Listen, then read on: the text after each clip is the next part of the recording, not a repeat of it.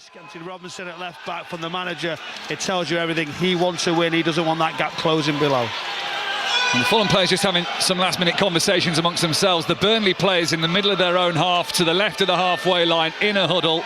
Team talk undoubtedly led by captain Josh Cullen in his 2 changes for Scott Parker, the former Fulham manager, now in charge of Burnley. Both of those changes that he makes are forced. Kyle Walker suspended after picking up his 5th yellow card of the season in the defeat to Newcastle last weekend, and Lucas Perez was sent off in that game, so he too misses out. Quincy Hartman and Axel Tuanzebe come in. As Fulham get us underway, they are right to left in the first half, and Burnley the home side from left to right, attacking that cricket ground end of Turf Moor. So Martin Dubravka in goal for Burnley. Tuanzebe starts at right back tonight alongside Hjalmar Ekdal. It's the first time those two have played together in the Premier League. Estev and Hartman complete the back 4. Ugachukwu, Cullen and Florentino in the midfield. And then it's Foster and Brun Larsen either side of Armania Broja. As for Fulham, they make 1 change. Michael Brown's already been talking about the introduction of Anthony Robinson straight back into the side after his knee injury. He puts Timothy Castagna on the bench as a result. So Burnley into their goalkeeper. Tete, Anderson, Bassi and Robinson the back 4.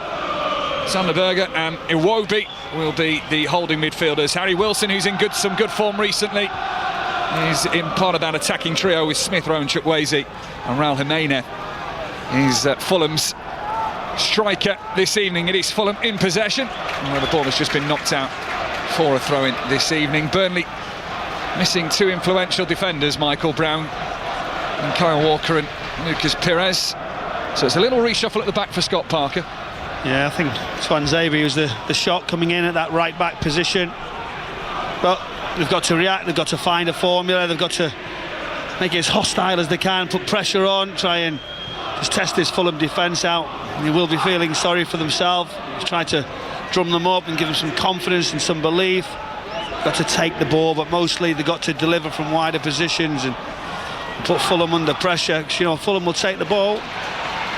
Yeah, Kenny Tete's just gone from the right back position over the halfway line, but his passing field was intercepted by Ugachukwu. And now Brun Larsen's got a little bit of room to manoeuvre down the left-hand side, gets to the corner of the penalty area, moves deeper infield across to this near side, Burnley's right.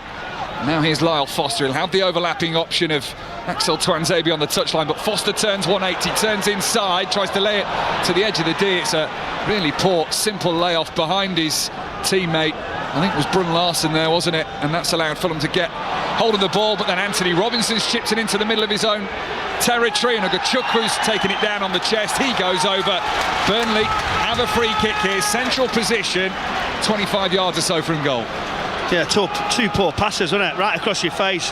Robinson just coming back in, just tries to dink it across, lacking in power. And in the middle of the pitch, Ugachukwu driving forward. There wasn't much contact. Sanderberg coming across, but really interesting position. Central, sort of just 25 yards out. See a great chance here, a good early start, a possible, really one of those situations that you can really capitalise on for Burnley. Sanderberger, who was Burnley's Player of the Year the last time they were in the Premier League, the 2023-24 season. He said of his time at Turf Moor, it was a good culture to work in. He enjoyed playing here, but on relegation found himself moving into Fulham. We've played 3 minutes, it is 0-0, but this is the first real test of the Fulham goalkeeper, Bernd Leno. Jakob Brun Larsen, yet to score this season, is the man over the ball. It is very central, this free kick. He slams it straight into the wall as well. Was it Anthony Robinson who got his head on it, and the ball flies back towards the halfway line. Quickly on the retrieval is Martin Dubravka, all in a bright orange goalkeeper kit for Burnley this evening. Maneuvering on the ball is Broja, who himself is an ex-Fulham player. 8 appearances, no goals for the Cottagers. Kenny Tete under pressure, has to see it out on the far side. Yeah, good work from Broja. He's quicker than people think. He gets it after you. This is one he'll want to prove. It didn't work out at Fulham. He was left out of the squad at times. You can see the manager putting him in. Now, possible long throw. Trying to gain a little bit of advantage early. Throw it towards the byline, where the penalty area meets the dead ball line, and Chukwu plays it back out to the left-hand side. Burnley recycle the ball. It's played in early, headed away by Anderson inside his own penalty area. Lofted up again, watching for the run of Ekdal, who'd stayed up. He'd come from an offside position. Flag goes up, and it'll be a Fulham free kick inside their own penalty area, 0-0. Well, you can see what they try and do. They try and just set it and then deliver. But they lost it. They circulated it around that right-hand side, then a deep cross in. They didn't get out. Offside flag comes. So early on in the game, you've got everybody in and around the goalkeeper. Stick it right on top of him, see what you can get. Keep the pressure on. No clean sheet in his last 3 for Bernd Leno since Fulham's 1-0 win over Sunderland. He's not won his last 5 against Burnley, so he might be a little nervous out there. As Kim Anderson just plays it out to the right-back position. Kenny Tete, Berger's in there, and back to Anderson again. 5 minutes played on 5 Live, the third of 8 Premier League commentaries we are bringing you this weekend, having already brought you Liverpool's win over Brighton earlier today and Chelsea's win at home to Everton at Stamford Bridge. 5 games for you tomorrow, which includes the Wear Tyne derby of Sunderland against Newcastle. Here's Iwobi for Fulham, advancing into the Burnley final third. Just played out towards the far side with Chukwueze, who turns. Smith Rowe starting to find his rhythm at Fulham now in his 2nd season at the club after moving from Arsenal. Calvin Bassey, left-footed, in-swinging cross, will bounce through the penalty area, come to Iwobi on the right-hand side. His cross into the box is blocked at source. And Quillency Hartman can just get a toe poke on it, only to play it to the midway point of his own half, and Kenny Tete has it back for Fulham. Here's Chukwueze into Smith Rowe, moving towards the left-hand side of the penalty area. Hadn't got the gap to maybe look towards Martin de Bruyke's goal. Bassey, Fulham facing forward. Smith Rowe turns it in from the left corner of the penalty area to Chukwueze. A little poke through for Jimenez.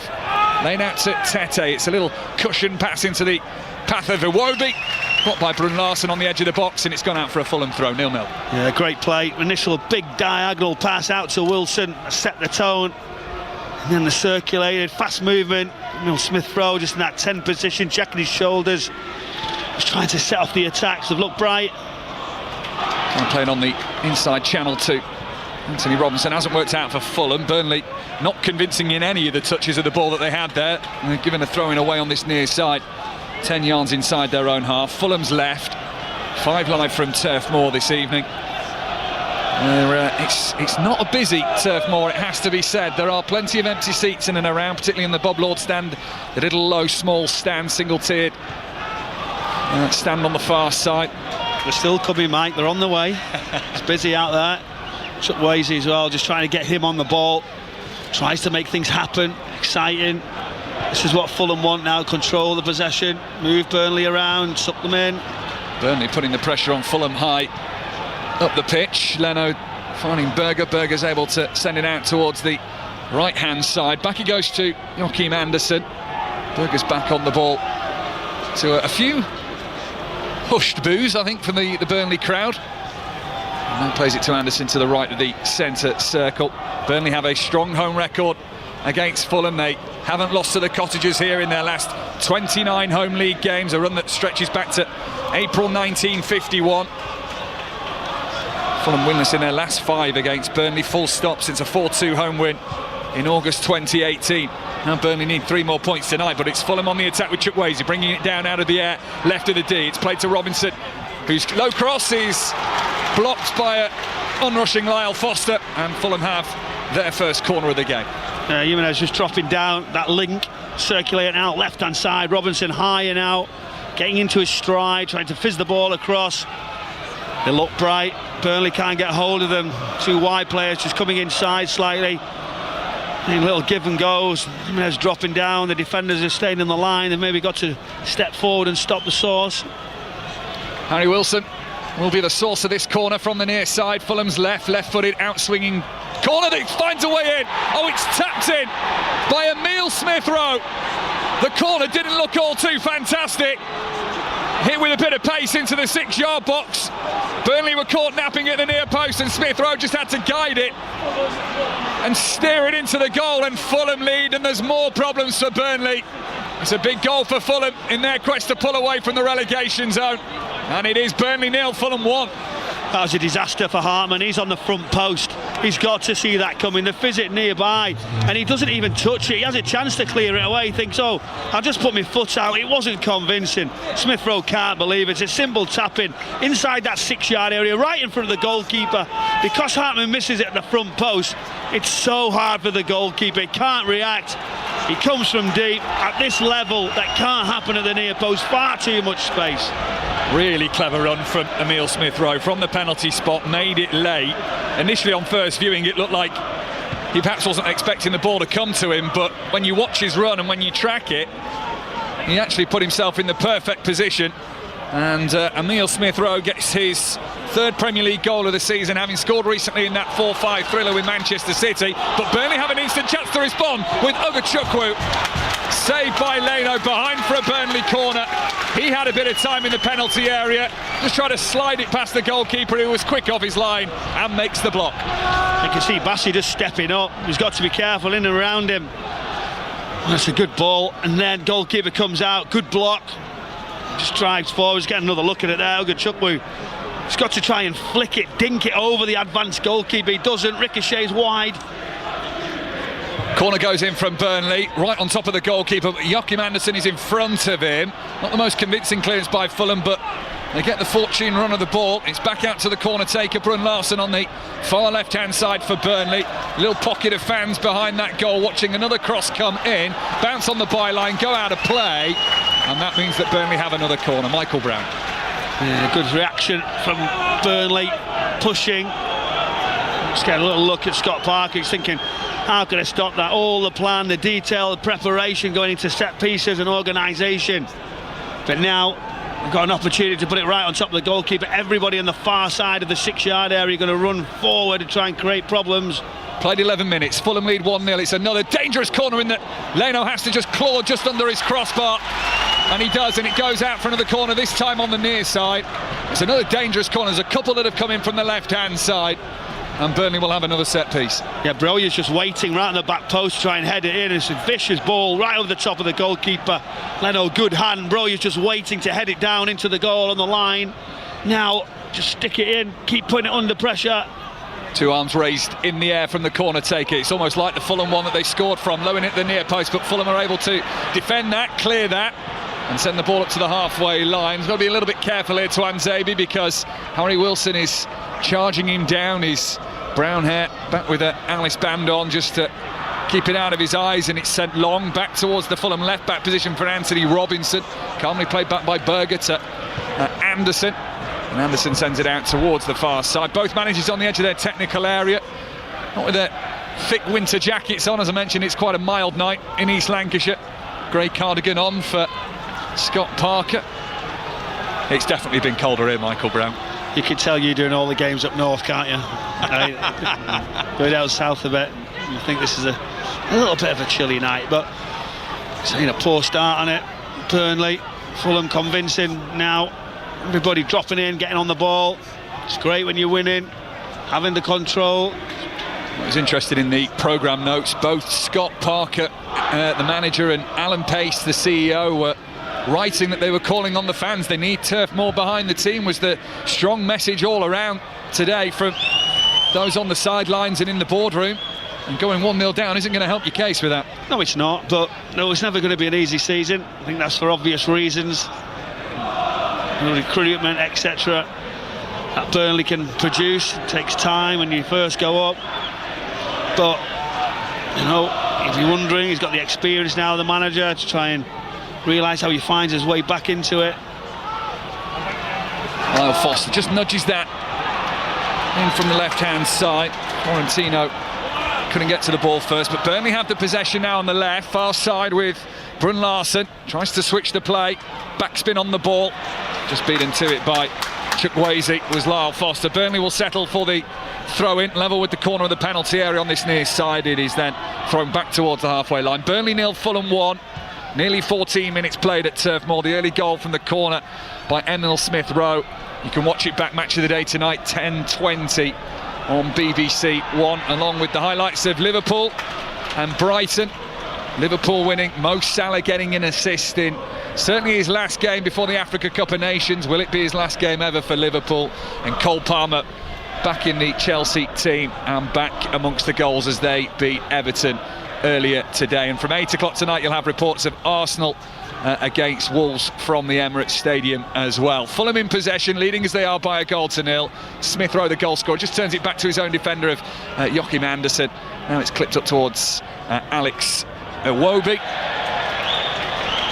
And it's out of play for a Burnley throwing on that far side in front of Marco Silva. I think what's interesting in these two managers, despite their precarious positions and not convincing performances this year, there isn't a lot of chatter perhaps about the safety of the managers' positions. Well, you know, we do often find that's the first thing. Everybody wants to jump on top and say managers have got to change, but where really they get a consistent job like we've seen from Marco Silva, this Fulham side, the way yo-yoing a bit, just more stability. Fulham still targeting the top 10. That was a message from within the club earlier this week. A couple of the players mentioning that. Marco Silva's been talking about the fine margins of the Premier League, and they've certainly been on the wrong side of that in the last couple of games. Thanks to Manchester City and Crystal Palace, but they are leading by the fine margin of 1-0 after a quarter of an hour here. And here's Chukwueze on the ball. He's one of the 3 players that Fulham will lose during the Africa Cup of Nations. Calvin Bassey and Alex Iwobi, the others as well. As a foul goes in, right-hand side, close to the touchline, midway inside the Burnley half. Chukwueze is down, and Fulham have a free kick. Yeah, you're going tight, you're putting pressure on. It's the last thing you want, really, is another delivery coming into the penalty box. Fulham just all drifting forward, wider position. You see that line right on the edge of the penalty area for Burnley. Just trying to stay high, trying to not let any space in behind. Yeah, 8 outfield players all in a line as the ball is swung in from the right-hand side, headed away by Esteve. It'll come to Chukwueze, who won the free kick initially a moment ago. Left-hand corner of the penalty area. Berger pulls out towards the touchline. Here's Anthony Robinson. It's played to the edge of the centre circle as Fulham recycle. They will go again.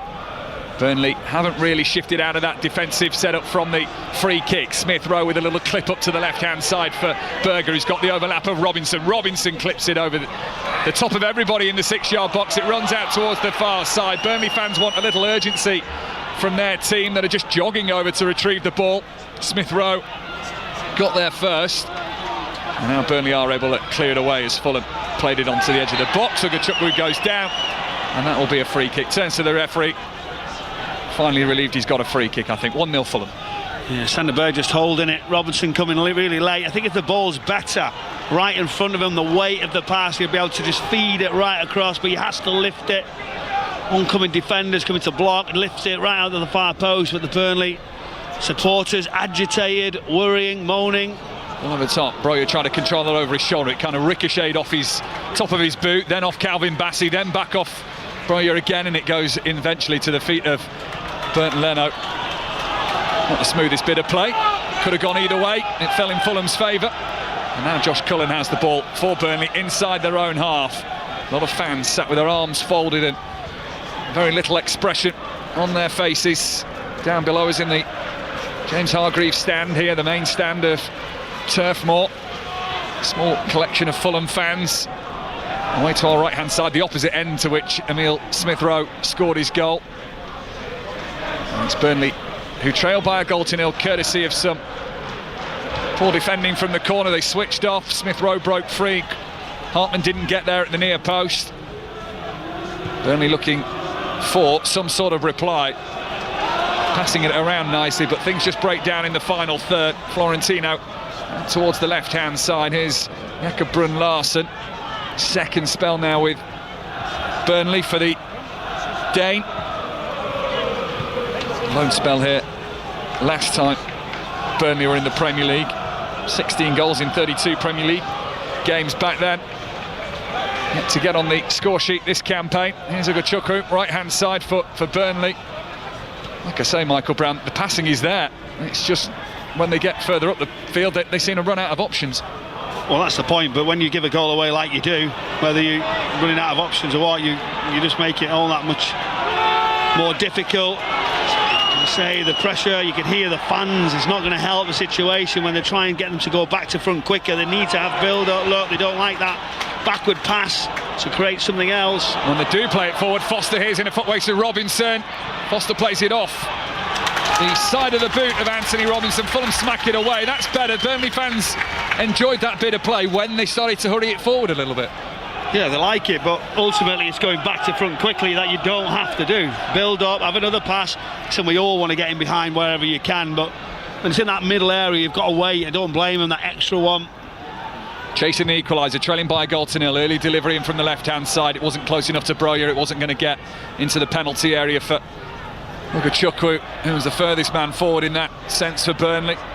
Trying to flick it in now from the left-hand side. Fulham are able to pick it off, and here is Smith Rowe, just nudges the ball over the halfway line. Burnley on the back foot here as Chukwueze will cross one in early, takes a deflection off Axel Tuanzebe and bounces its way into the hands of Martin de Bruyke. And again, they just don't like this, do they? These Burnley supporters. You can just see now Josh Cullen drop down the base, that number 6 role, just wanting to get the ball. I think the wider positions now, I think they can go fullbacks slightly higher if possible. Just increase, just keep trying with momentum to just draw Fulham in, and then can we have a race? Can we have a 1v1 in the wider positions? Fulham just look comfortable, they'll sit off now and say, OK, wait, your turn, and then we'll jump on top. Well, Foster just having a little word with Chukwu on his way past, both of them off the ball. Here's Cullen, bit of space in front of him, he's 30 yards out, slides it on through for Chukwu. Brilliant finish, low into the left-hand corner, and Burnley are level. Chukwu, his first goal since mid-October in the win over Leeds. He's dragged Burnley level, outside of the boot finish, low and rolls it past Leno, and it's Burnley 1, Fulham 1. Yeah, I see in the middle of the pitch, extra passes like we've said. Josh Cullen gets it, starts it off, then he develops, gets him forward in the final third, and it's a great run down the right-hand side actually. You know, I think it's from Taylor, and then it literally allows him just to get into those wider positions, and from there on it's a really, really decent finish down that sort of right-hand channel. He just pokes it in off the post into the far corner. It's a great finish. Found the gap, timed his run, what seems perfectly. It'll be tight, but VAR will of course check it. But that has now changed the mood around Turf Moor. It was glum and it was frustrated. And suddenly now the fans have something to believe in. Burnley have never come from behind to win in the Premier League this season. 11 times previously they have conceded the opening goal, and they've lost 10 of those 11, drawn the other one. Can the record start to change tonight? Burnley coming into this game on the back of 6 consecutive losses. They've only lost 7 in a row, once before in their 121-year plus history, but things need a change. And in a battle against relegation in what they knew would always be a tough season, 3 points just before Christmas may just change the feeling around this place a little bit. Tell you what, he's made them runs, hasn't he? Chukwu right through the middle. But I thought, how's he going to take it? And it was sort of straight on. He takes it, like pokes it, rather than actually dinks it or hits it well. And he's off running. I'm thinking, is it going to hit the post? Go and have another look at it. But that's changed it. It's opened it up. Atmosphere behind him. Intensity is increasing.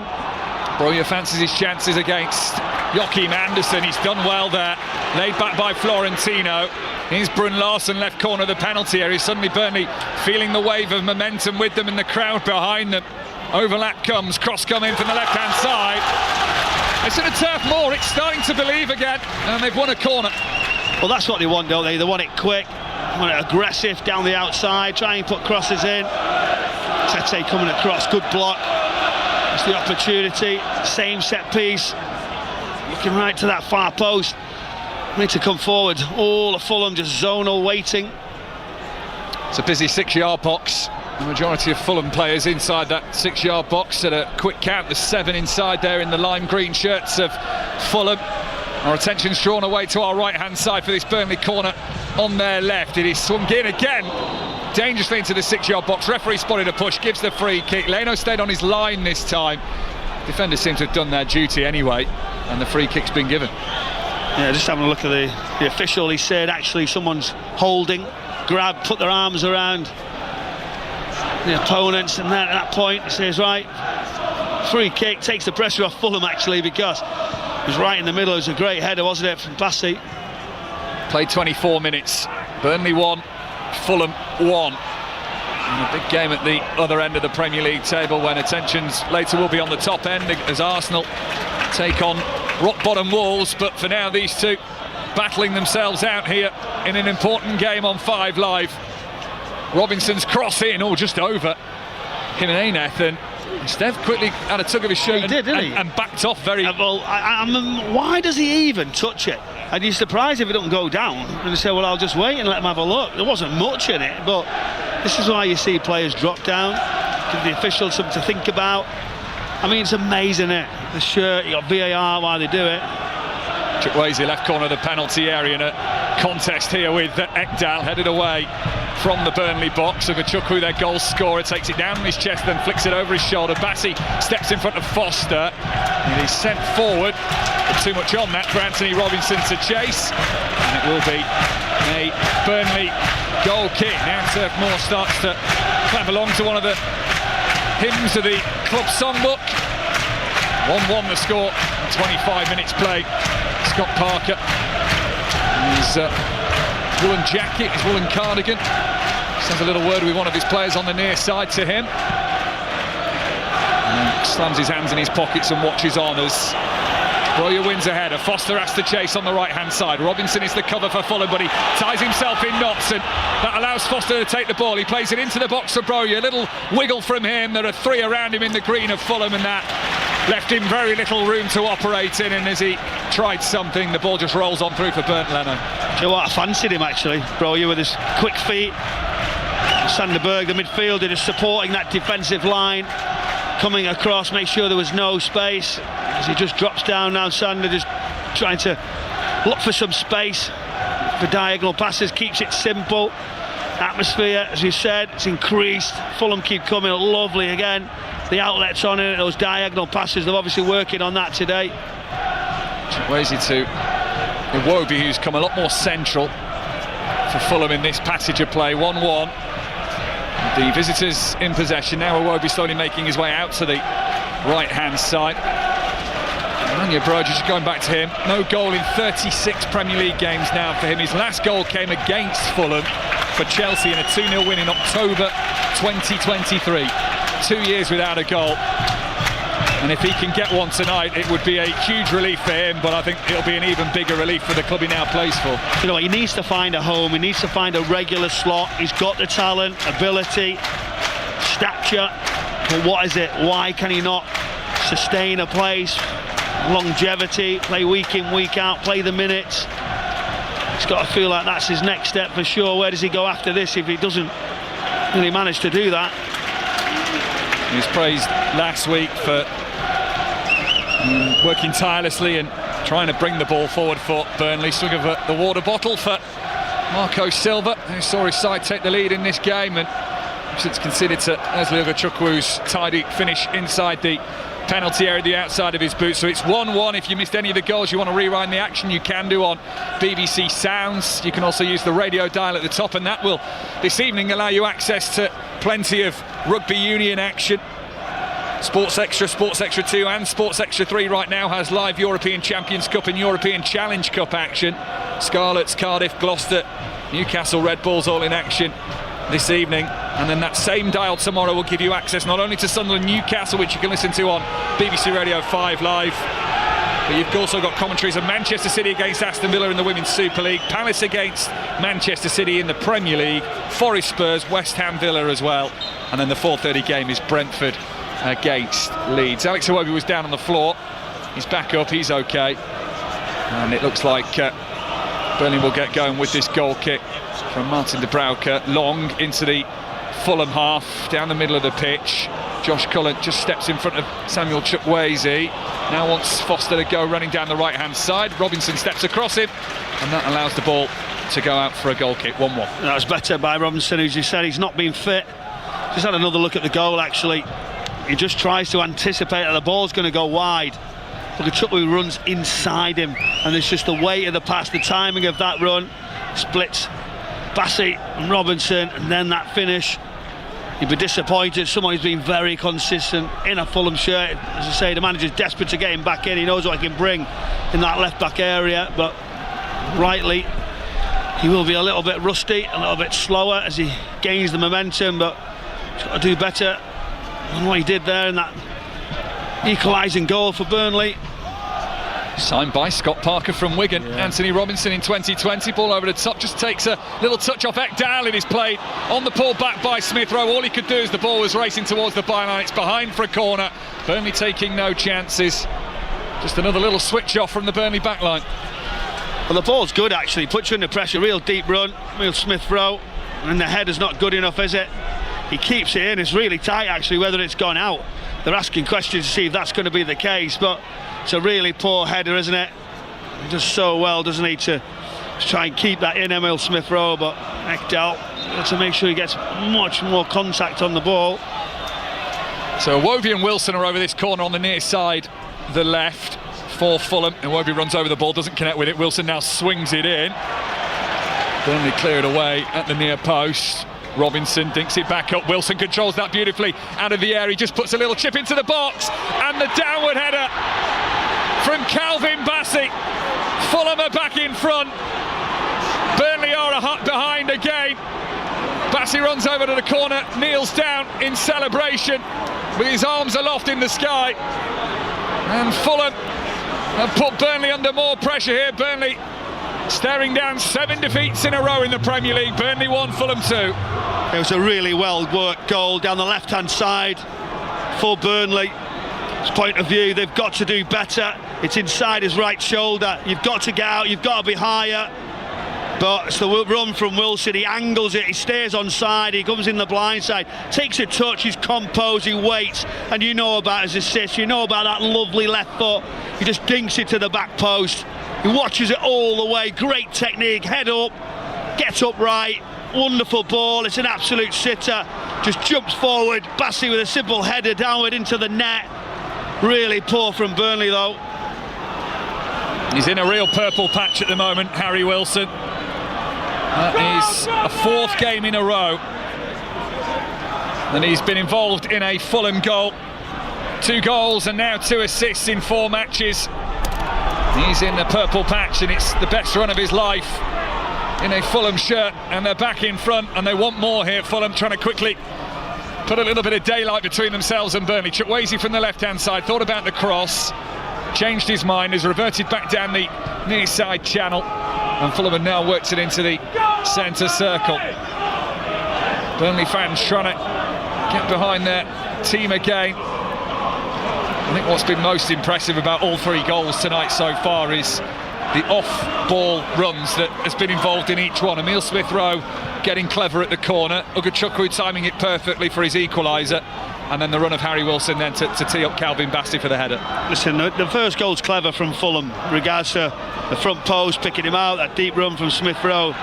But it's awful defending, isn't it, for the first one. We're off again here. This is Chukwueze, who's looking out to the right-hand side, has moved back in field. Smith Rowe, first touch is a little heavy, he'll be put out to the left-hand side. It takes a nick off Tuanzebe, does it? And the referee says Fulham corner. Yeah, the weight again is really good. It's about the detail, the counter-attack. Chukwueze just getting his head up centrally, drifting out wide, and actually Smith Rowe is so clever. He tried to take the touch right past Tuanzebe, where he was ambitious if he'd have got on the other side of him, but he recovered well. Tuanzebe has managed to see it off, but I think he could have just took his touch and brought it back inside, Mike, and managed to look for the far corner. Fulham corners have caused Burnley issues. We're past the half-hour mark, 33 minutes played. Fulham leading 2-1. It will be Iwobi's in-swinging corner with his right boot. That's a good claim from Dubravka. That takes all of the pressure off. And now Burnley wants to get going quickly. He rolls it underarm over towards the far side left for Broja, who's now been harassed by Bassey.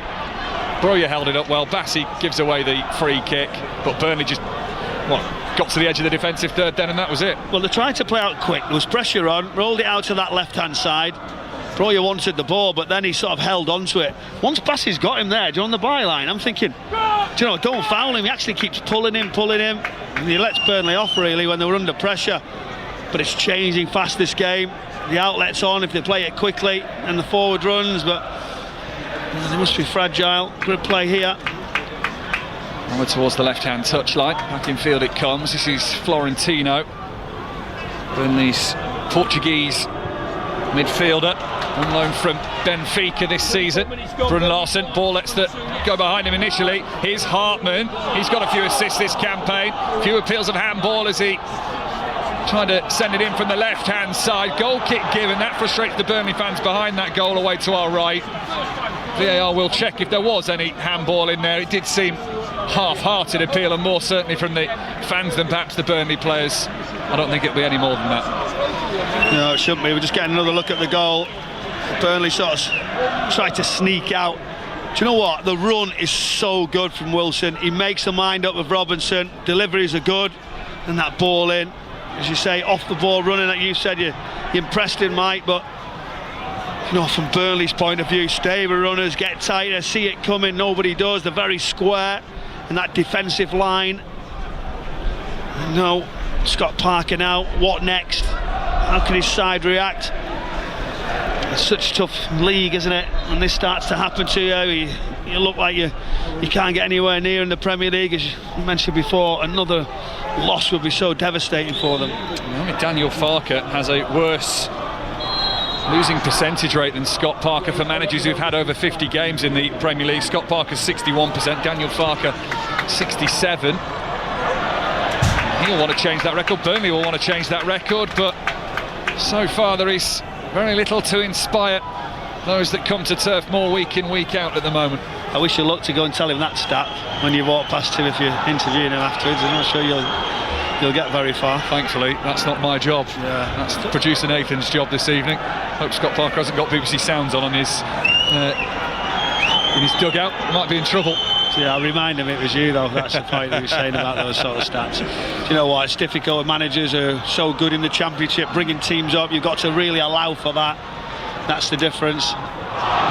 16 goals conceded in 46 Championship games last year for Burnley. This is match number 16 in the Premier League. They've already conceded 32. So it's 2 goals a game that they're conceding, and they don't look like a side that would go and score 3 and reply. It's the Premier League. It's ruthless. It takes time to build a squad. Financial restraints of Burnley don't necessarily allow that, as we know. Desperately trying to do the best they can. One man who knows about the highs and lows and the testing conditions of the Premier League is Arne Slot. We'll hear from him at half-time. After Liverpool won 2-0 at home to Brighton. Mo Salah getting an assist. Hugo Ekitike with both goals in that game. Robinson's volleyed a cross in from the left-hand side. First time of asking, it bent out of the box, and Florentino sends that away for Burnley. Broja, that's a nice turn from the Albanian, who goes down on the halfway line. He was past his man. No surprise of the yellow card that has been given to Joachim Andersen. Broja had turned him, was starting to get away.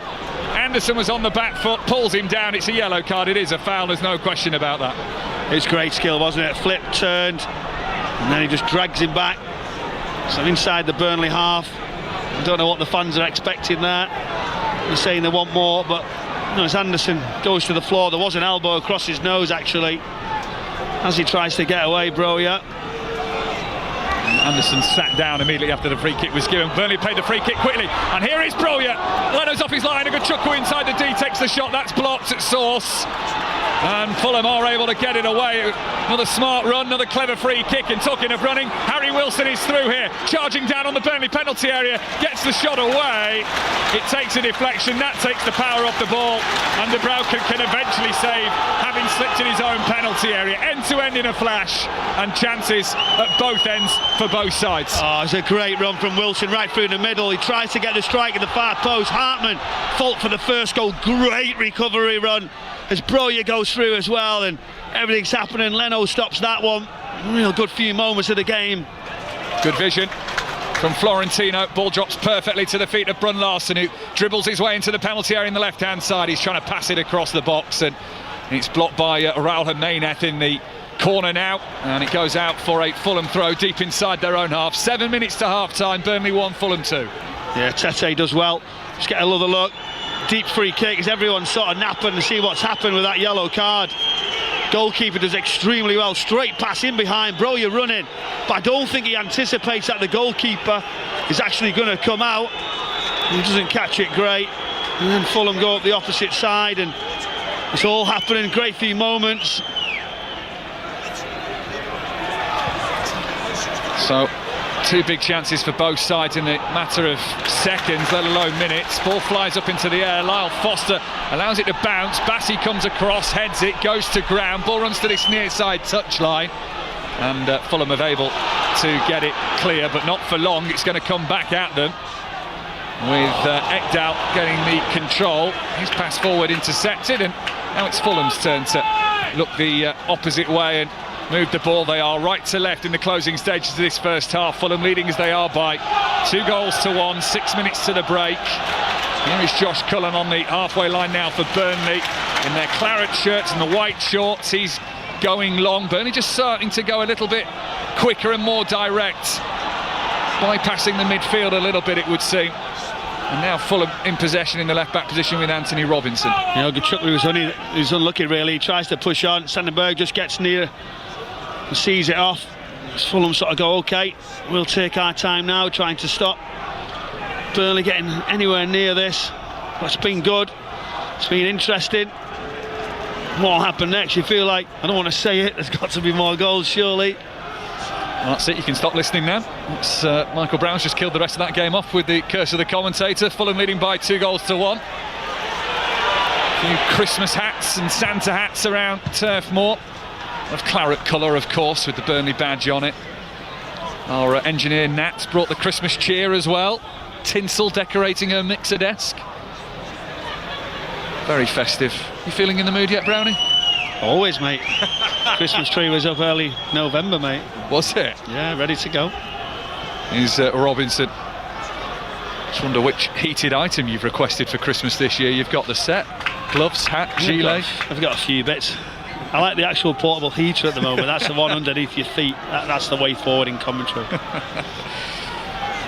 Well, things need to hot up here for Burnley, having seen Fulham take the lead twice in this game. Once they replied, Burnley, they need to do the same again, and if they can keep the momentum up before half-time, fans will believe perhaps in the second half more can come from their side. 4 minutes to go. Burnley 1, Fulham 2. A couple of balls on the field here, so need to clear them out before Burnley can have that throw, in which they do. Throw it to Florentino, who just about squeezes that past Harry Wilson, who stuck out a leg and was able only to guide it into the path of another Burnley player. Here's Iwobi, central position, midway inside his own half. He's played that behind Chukwueze. Both sides just making a few lazy mistakes at times. Here's Chukwu, scorer of Burnley's goal. Twanzebe, the right back today for the Clarets in the absence of Kyle Walker, who's suspended. No Lucas Pires as well. That's a nice step from Foster, who fires the shot wide and high the near post. On the edge of the penalty area, right hand side, saw a little gap, Lyle Foster, but it wasn't accurate, and Bert Manor could just see it sail wide. Yeah, the runs were good. That gives him the option. Sort of checked it back, edge of the area. It's always sort of right on to the right hand side. Tries to hit it with pace and power. It's rising sort of near post, high and wide. He's got to go across the goalkeeper, I feel like, if he's going to get anything from that. Alan Pace just strokes his facial hair, the Burnley CEO in the director's box tonight, watching on. His side have yo-yoed in the last couple of seasons since he came to Turf Moor. They've had a promotion from the Championship, but they've also seen relegation. Here's Bernd Leno in his light red goalkeeper outfit this evening, and now Bassey just shuffles forward with the ball, left-footed, low pass. The run was made by Jimenez, but Maxime Esteve was in the way. Well, it was in the wrong position, actually. The ball's better. It was wide open, that middle of the defence for Burnley. It was a poor pass, actually. They should do better. He was really lucky. Well, Foster's gone over, caught from behind when trying to get the ball, but Burnley have played on here. Foster slowly, from his knees, gets back onto his feet. Ball is on the opposite side, the far left of Burnley, in this first half, of which there are just 2 minutes left of normal time. Here's Ekdal with a little floating right-footed clip up into the penalty area. The header's not a good one from Kenny Tete, up in the air rather than away. Eventually Harry Wilson comes and acts as cover for him. Half volleys it up into the air and out towards the far side left. Now Brun Larsen, Iwobi with him step for step, and he plays it back down the touchline. And it's into the centre circle now for Hjalmar Ekdal, who starts alongside Axel Tuanzebe tonight for the first time for Burnley, with Tuanzebe at right back, Ekdal in the middle with a Stev. And it's Hartman on the far left-hand side, who's now in possession of the ball. Summer signing from Feyenoord, £7 and a bit million for him in the summer, and he's managed to get himself 4 assists this campaign. Needs another one. Here's Tuanzebe, rolls it to the edge of the penalty area. Players had moved back and in position, and Florentino had retracted his way from the edge of the D, and it's just an easy interception in the end for Fulham. Here's Tuanzebe who wins the ball back. Foster down the right-hand side if he needs him. Ugachukwu infield, and that's the way that Tuanzebe goes. It is played back to the former Manchester United man who spent last season at relegated Ipswich. A couple of difficult seasons for Axel Tuanzebe to perhaps enjoy his football. Burnley played to the edge of the box, although they didn't work out first time. They've recovered it well. And now Ugachukwu on the volley. Oh, what a strike! And what a save from Leno. Ugachukwu inside the D, brought the ball down beautifully. It is a shot that was struck low. Leno made the save, gives away the corner, but he'll take that all day long. Sweet strike, sweet save. Oh, it was brilliant skill. It sort of rises so high as the ball comes across, edge of the area, chests it really high, and then he just waits. Left-footed, the technique is special.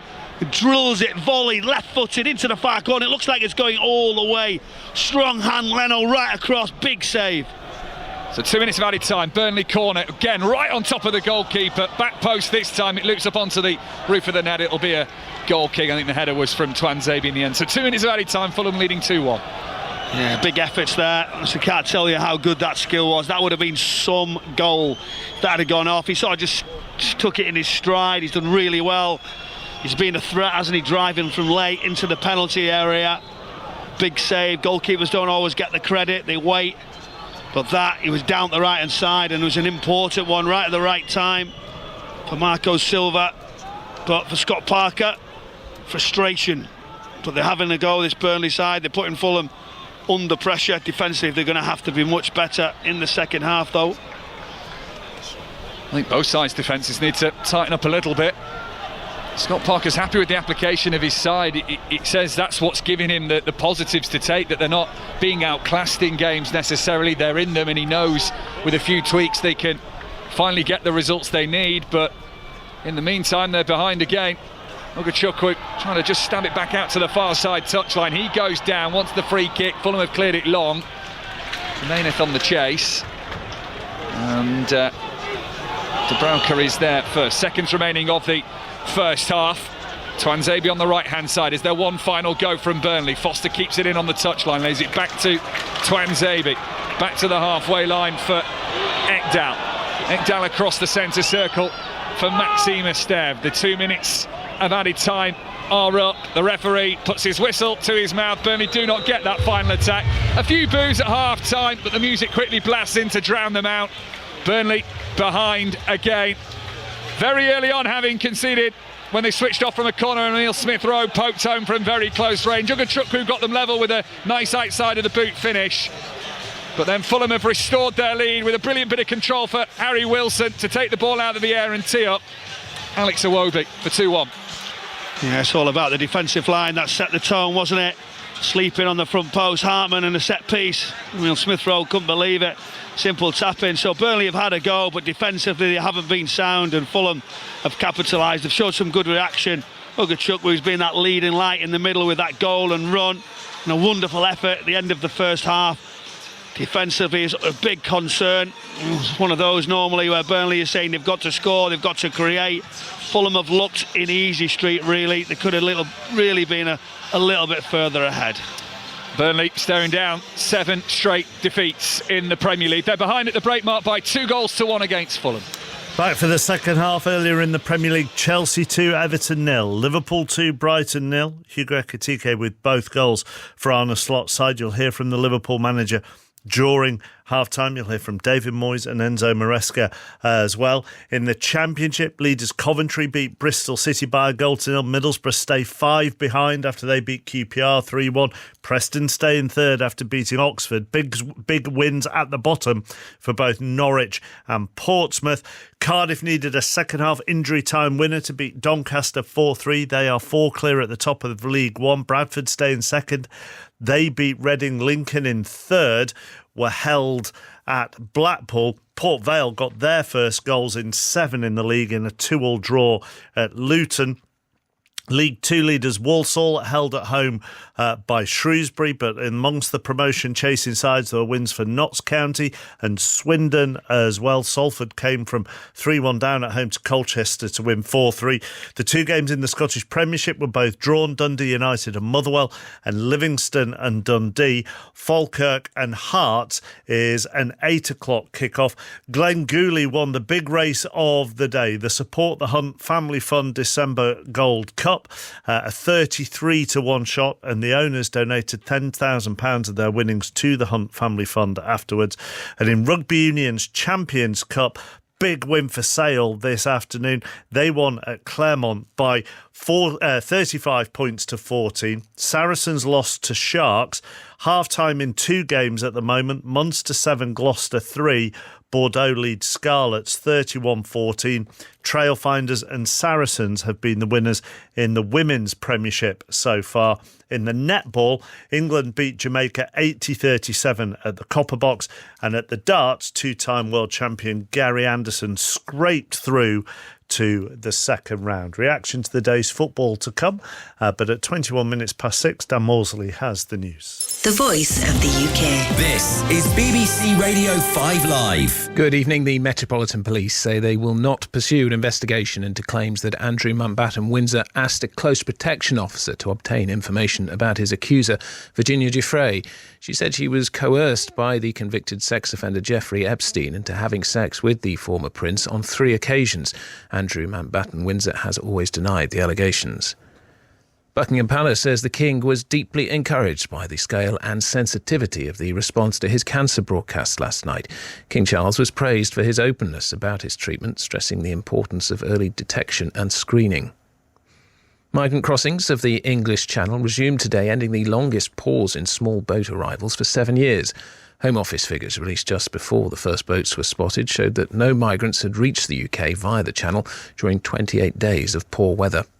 And angry football fans in India have ripped up stadium seats during an appearance by Lionel Messi. He's on a 3-day tour of the country, but fans in Kolkata said they were left disappointed by his visit, during which he was obscured by local celebrities and left without kicking a ball.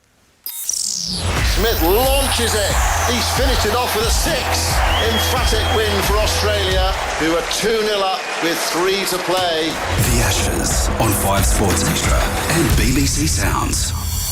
Is it fight? Is it character? Is it mentality that we're taking out there as a group? That's what I've got to find out. That's what I've got to ask. The third test starts Tuesday night at 11:30. Hear every ball, every boundary and every wicket on 5 Sports Extra. And with the TNS podcast, you can hear a roundup of every day's play throughout every test. Listen on BBC Sounds. This is 5 Live Sports with Mark Chapman. Listen on BBC Sounds. Hugo Ekitike got both Liverpool goals as they beat Brighton 2-0. Mo Salah came off the bench to assist one of them. Here's Arne Slot with Chris Sykes. Arne, I mean, after everything this week, you're actually ending with 2 very good wins in the week. Yeah, and last 2 weeks where we played so many games, I think the last 5 we've kept 3 clean sheets. And I think in the ones that we didn't win, we deserve more. Today, it was the first time since weeks, or I should maybe say months, that we were also a little bit lucky, because they had their chances as well today. Where in some other games we've played, when teams didn't have a chance, they could still score 3. Where today, they did have their chances, but we kept the clean sheets. And like I said, that was the third time in 5 games. So that's pleasing to see. Well, I do have to ask about Mo Salah. You brought him on in the first half. What did you make of him today, given everything that's gone on this week? He was a threat for us constantly, or for them, the way you want to see it. So he was constantly involved in moments that we created. The first ball he touched was almost already an assist to McAllister. Then, of course, he had the assist with the corner kick, and he was close to scoring himself, and he was close to scoring a few other assists. It was good to see that he was out there and was a threat. So that was pleasing to see. That was his final game before AFCON. I mean, does it kind of help that it gives it time to settle down now, this situation? For me, the situation yesterday when I spoke to him, and for him being today on the bench and coming in as the first substitution, for me, that means that it has settled down. But if the outside world wants to keep talking about it, or there are other reasons why people should keep talking about it, that's fine for me. But like I said, my conversation yesterday and the actions of today that I did and that he did, for me, that speaks for itself. Arne Slot with Chris Sykes. Chelsea ended a run of 4 games without a win with a 2-0 victory over Everton at Stamford Bridge. Here's Enzo Maresca. It's the effort from the players. We said many times that Reece and Malo, they are both fullback, and today they were both midfielder. So the effort, the open mind, the way they want to learn has been fantastic, and this is the reason why I praise the player, because with so many problems, they are doing very well after a complicated week. Since I joined the club, the last 48 hours has been the worst 48 hours since I joined the club, because many people didn't support us. So very happy for Malo in that moment, that the effort from Malo, from the rest, show that they are all there and they want to help this club. What do you mean in terms of the not people supporting you in the last 48 hours? Who? Worst 48 hours since I joined the club, because people didn't support me and the team. People internally? In general. Do you mean fans or media? I love the fans, and we are very happy with the fans. John Southall was at Stamford Bridge for us in the middle of that. I mean, what? I don't understand. Do you? I joined the club, the last 48 hours have been the worst 48 hours since I joined the club, because many people didn't support us. Well, yeah, clearly something's happened from those comments. The first thing he says, actually, when he did the radio interview before he went into the press conference, and he didn't seem right when he did that. He was very short with us. He seemed agitated. He was distracted. The interview didn't last long.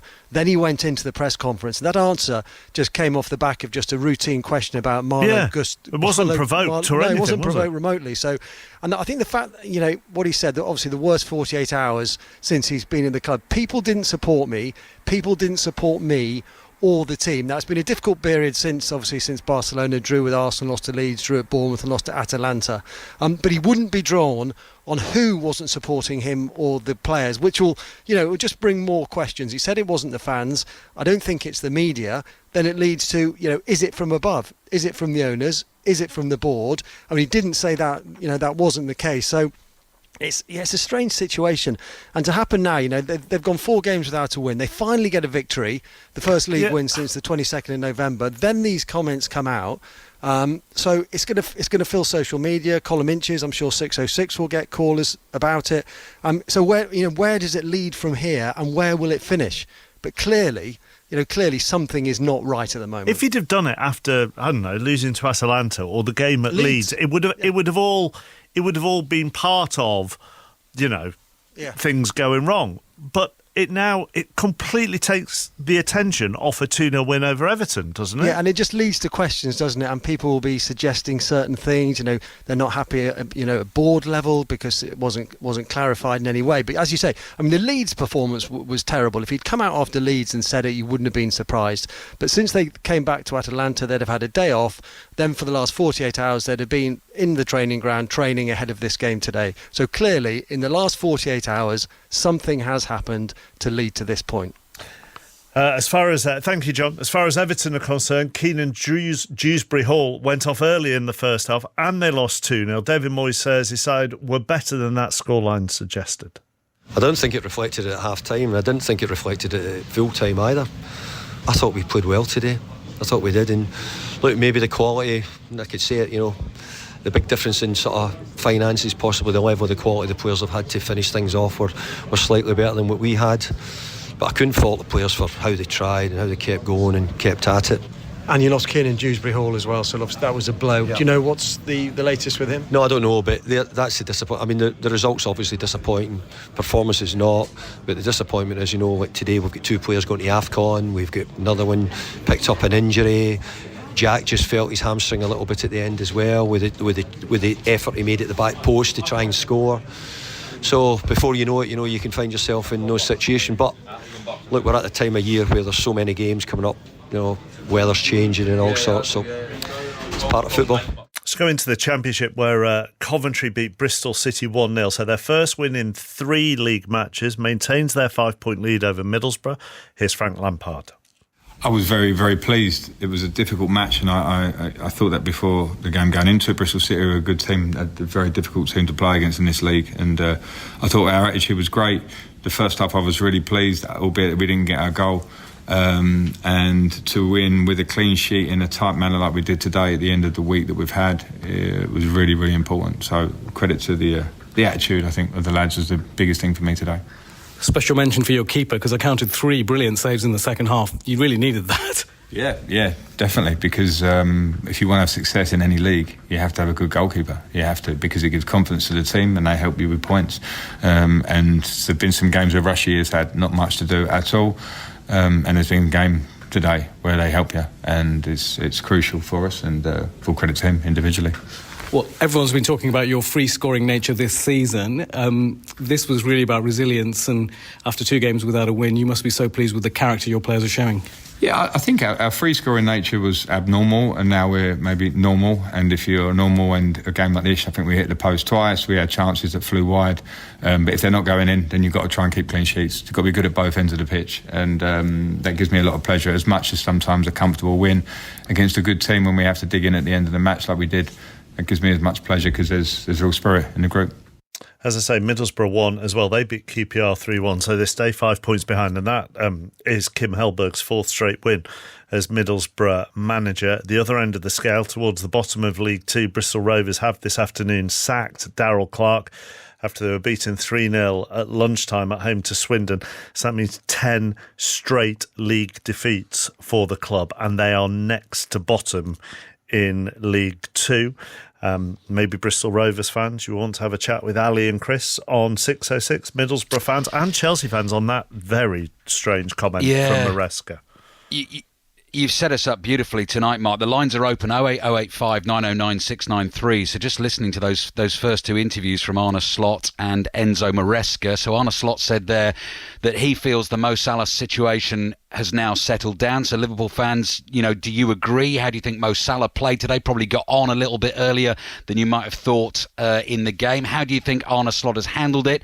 How do you think the whole thing is going to play out? Give us a call on that. And as Mark says, the baffling comments from Enzo Maresca after a 2-0 win at home against Everton, saying it's the worst 48 hours he's had at the club and many people didn't support us. He doesn't mean the fans. But what do you make of it, Chelsea fans? What do you make of the support he gets? Does he get the love? Not just from the fans, but from the club, sitting 4th in the Premier League, 13th in that Champions League table. Obviously, the disappointing defeat against Atalanta in midweek. So I'd love your thoughts on that. I think World Cup ticket prices tonight, Mark, as well. I'm not sure the fans, the 606 listeners have had a chance to talk about that yet this week. I think we know the kind of calls we're going to get on that. And I heard you mention it earlier as well, Mark, Anstey Nomads fans. If any of them are listening this evening, what a win. Northern Premier League Division 1 Midlands side won 2-1 at Hartlepool, didn't they? They're into the 4th round of the FA Trophy for the first time in their history. With I'm reliably told, David Nugent Nugent. I think David Nugent was on the bench for them today. Yeah. See, Chris could still be but playing. Not complaining about it. No, Chris could still be. Did you hear Chris's line in commentary? So Chris will always go where I think other co-commentators are afraid to go because it's too cheesy. So I think it was Jan Paul van Hecker made a slight mistake, and he said, "What the Van Hecker was that?" I did. He's just never afraid to go there, is he? However bad it is. So 08085 909 693. Give us a call. Thank you, Ali and Chris. On the way after the second half from Turf Moor with Michael Brown and Mike Minor. Thank you, Mark. Players back out. Ball on the spot. Almost ready for kick-off. Could be a big 45 minutes in Burnley's season, really, and the narrative that could follow. Certainly take the pressure off Fulham if the result stays the way it is, leading as they are by 2-1. But Burnley 5 points adrift before the start of play, with the likes of Nottingham Forest and Leeds to play tomorrow. Brentford Leeds available for you on 5 Live tomorrow evening with that 4:30 kick-off. Burnley can not risk those pulling even further away. So off we go. No changes at the break for either side. So I'll run you through the two teams when we get the chance to do so. Burnley, the home side, in their claret shirts. Dark shade of claret this year, it would seem, with the white shorts and the sky blue socks. They are now from right to left in the second half, attacking the Jimmy McElroy stand of Turf Moor, for those of you that know this famous old ground well. And Fulham left to right, attacking the cricket ground end, where their fans have half of the stand behind the goal to our right-hand side. Left to right, bright green shirts with shorts and socks to match in the second half, starting in similar vein to the first, with a poor pass forward from Fulham being picked off. We saw moments of real quality at times from both teams, and we also saw a distinct lack of quality on certain occasions with poor pass choices or certainly poor execution of passes that were played. Burnley just on the edge of the centre circle with Ekdal. Finds its way to Twanzebe via Leslie Ogochukwu, who got Burnley's equaliser in this game. Emile Smith-Rowe scored nice and early, tapping in from a corner. Ogochukwu equalised, and then Fulham back in front through the header of Calvin Bassey. But the build-up to that goal involving Harry Wilson is what made that such a well-taken strike for Fulham, who lead 2-1, and now it's Burnley on the attack at the start of this second half. Cross low in from the right-hand side from Lyle Foster. Poor, it didn't get off the ground, and Fulham were able to block it. Now Cullen, here's Twanzebe in replace of Kyle Walker, who's suspended this afternoon following 5 yellow cards picked up this season. He got the 5th of those against Newcastle last weekend. Twanzebe's on the outside of Cullen. The cross comes in. Hartman went to attack it. Fulham have got the header away, and Burnley will get the ball back just outside the centre circle and go again. Michael Brown. Yeah, good position. Tete's been spot on. It's waiting, they're putting pressure on. Good ball. That's the one, isn't it? Again, that sliding pass in behind. Broja trying to get the other side, and Bassey, that outstretched left foot in the penalty area, tried to stop that attack. And now a set piece for Burnley. They've wasted a couple. They've all gone direct to the back post on other ones, and can they get something different? Is there something they can create here early on? A big lift for them. It felt like they were fragile still for all the effort they did have.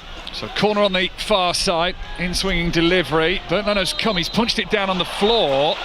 Free kick given. I think if anything, Leno was impeded by his own teammates, if indeed that's what the referee has given the foul for. Is it pushing at the back post? I'm a little confused as to why he stopped play there, Michael Brown. Esteve came behind him actually, right from the back post, and his hands, the two hands were on the back of him before he then went to actually punch the ball away. So at that point, you go, well, is the contact? But it wasn't enough. I see why the referee's done it, but the movement wasn't there. It was a cheap one. Protected species are the goalkeepers in the Premier League. Smith-Rowe hooks that first time around the corner out towards the left-hand side. Samuel Chukwueze, left-footed crossing from him, might have taken a nick on his way through. Jimenez was arriving. Burnley have got a touch, and that's enough to take it away from Jimenez and go out for a throw-in by the corner flag on this near side for Fulham. Yeah, Fisher's ball in, back post, Hartman recovering. It looks really like the wind has increased. Conditions a little bit harder as Fulham contemplate this long throw right into the penalty area. Will they do it? Tete launches the ball from behind his shoulders, and Dubravka's punched that back to where it came from. Burnley then get the next clearance on it as well from Brun Larsen, who was out early before the second half, a lot before his own teammates. Were told that's just to keep the blood flowing, to keep the muscles warm and to prevent any further injury. He's got a bit of an injury record, so he's doing everything he can to make sure he maintains his ability to help Burnley where he can. Yeah, we haven't a look, weren't we? We were thinking, has he got an injury? Is he going to come in to try it? It's not much earlier. He's obviously not bothered about the wind, is it? These conditions come down, it hasn't half increased. That's for certain. Not like you in the press room earlier, trying to keep warm for as long as possible. Hood's up for the second half, isn't it? Yeah, Hood's up at this moment in time, so there's a few. I'm just looking after myself. It's Christmas, isn't it? Producer Nathan's got his thermals on. Everyone's heavily protected here in Turf Moor this evening. The wind has picked up since half-time. The solitary flag on top of the short, stubby Bob Lord stand on the far side is flapping away. Chukwueze lays it outside. Cross comes in. Oh, it's just behind. Emile Smith Rowe in the 6-yard box. He tried to angle his neck and his body, but he was already running past the ball and couldn't get the touch he wanted. Yeah, his neck was not going to reach that far, Mike, was it, to be fair? But no, it was good work, wasn't it? Robinson, left-hand side, good cross. It's end-to-end, it's opened up. And we'll see now any quality from Burnley as they just drift, get on the ball. Oh, poor pass. Yeah, saw that in the first half, repeating in the second. Florentino playing it into the centre circle, so that's allowed Chukwueze to come forward. Good run on, then it's a copy-paste from both teams. They do the hard work, they do some of the more clever stuff, they spot the visions and the runs, and Chukwueze there has tried to lay it onto Alex Iwobi, but he's overhit the pass. It's gone well, quickly over for a goal kick. It's really poor. Do you know what? He reads it really well. Central, just in front of this sort of halfway line, drives forward and just runs down the left-hand side, and he doesn't really see it. The weight to pass is poor. He might as well carry on. He'd gone that far, and that's a let-off there. Poor, really, from Burnley. The trap's just set. They've narrowed off Fulham. Said, OK, we're not going to let you play inside to those two midfielders, just sort of pushing into advanced positions. 6 minutes gone in the second half. Fulham leading by 2-1. It's a switch of play from Burnley with a lovely ball over towards the right-hand side. Lyle Foster turns back, ball takes a nick off Anthony Robinson. Fulham's only change heading into today's game. The left-back back after injury goes out for a throw-in. Burnley have taken that. Here's Foster. Brun Larsson's come over from the left-hand side to offer a little assistance to Lyle Foster, who himself was without a goal in his last 5 games. Of the games that he has scored in this season have finished 3-2. One a Burnley win, one a Burnley defeat. And here he is on the right-hand side again. Cullen, who scored here at home to Sunderland. A little bit of muscle needed from Foster, but he's also against the brick wall of Calvin Bassey, and Foster leaning into him has taken Bassey down, and that will be a free kick by the corner in Fulham's half over on the far side. It's a let-off, wasn't it? From that position, referee's saying, come on, speed it up, just keep the ball in play. As Fulham say, we're in no rush. Look to go direct early on. Maybe those conditions are saying, let's not play out, let's not give them any chance to jump on top and press us in the key areas. Long clearance away from Bernd Leno, the Fulham goalkeeper. Cullen has gone long. Broyes in a tangle with Bassey here. Brun Larsson react quickly to try and get to the loose ball. Bassey had given up his challenge with Broyer and gone to chase the ball instead. It's good defending from the Fulham centre-back, but Burnley's header on the long ball isn't a good one, and that's allowed Harry Wilson in here. He tries to turn in field. Hard work from Jimenez. Esteve gives him the shoulder, all is fair, and Burnley have come out with the ball from a rather nervy position. What an old school shoulder challenge that was, wasn't it? He just left it and said, have some of that. Burnley have 3 over on the right hand side here. Foster, it's a heavy touch. It just invited Anthony Robinson to come in. Anthony Robinson thinks the last touch was off Lyle Foster, so he gave up chasing the ball to the byline. And Burnley have got themselves a corner here. We'll see the replays, we'll see if there was a touch. I think Anthony Robinson might have a case. Plus some. I think that's the point. You can tell, can't you, the reaction a lot of the times. He sort of goes across, but you can't obviously charge to the official. That's a poor decision. Right in front of it as well. So a corner kick to Burnley, far side the right in this second half. Where the Bob Lord stand meets the Jimmy McElroy stand. They've filled those corners in recent years with a steel structure. Whipped into the near post, Esteve's header. He flicked it on, but not near the goal enough. In fact, the ball runs over towards this near side touchline, and it's just shielded out of play by Jimenez. Yeah, it's a good ball in. Trying to whip it all the way around that far corner. Esteve sort of gets that contact front post, but it's sort of off his shoulder, sort of his back.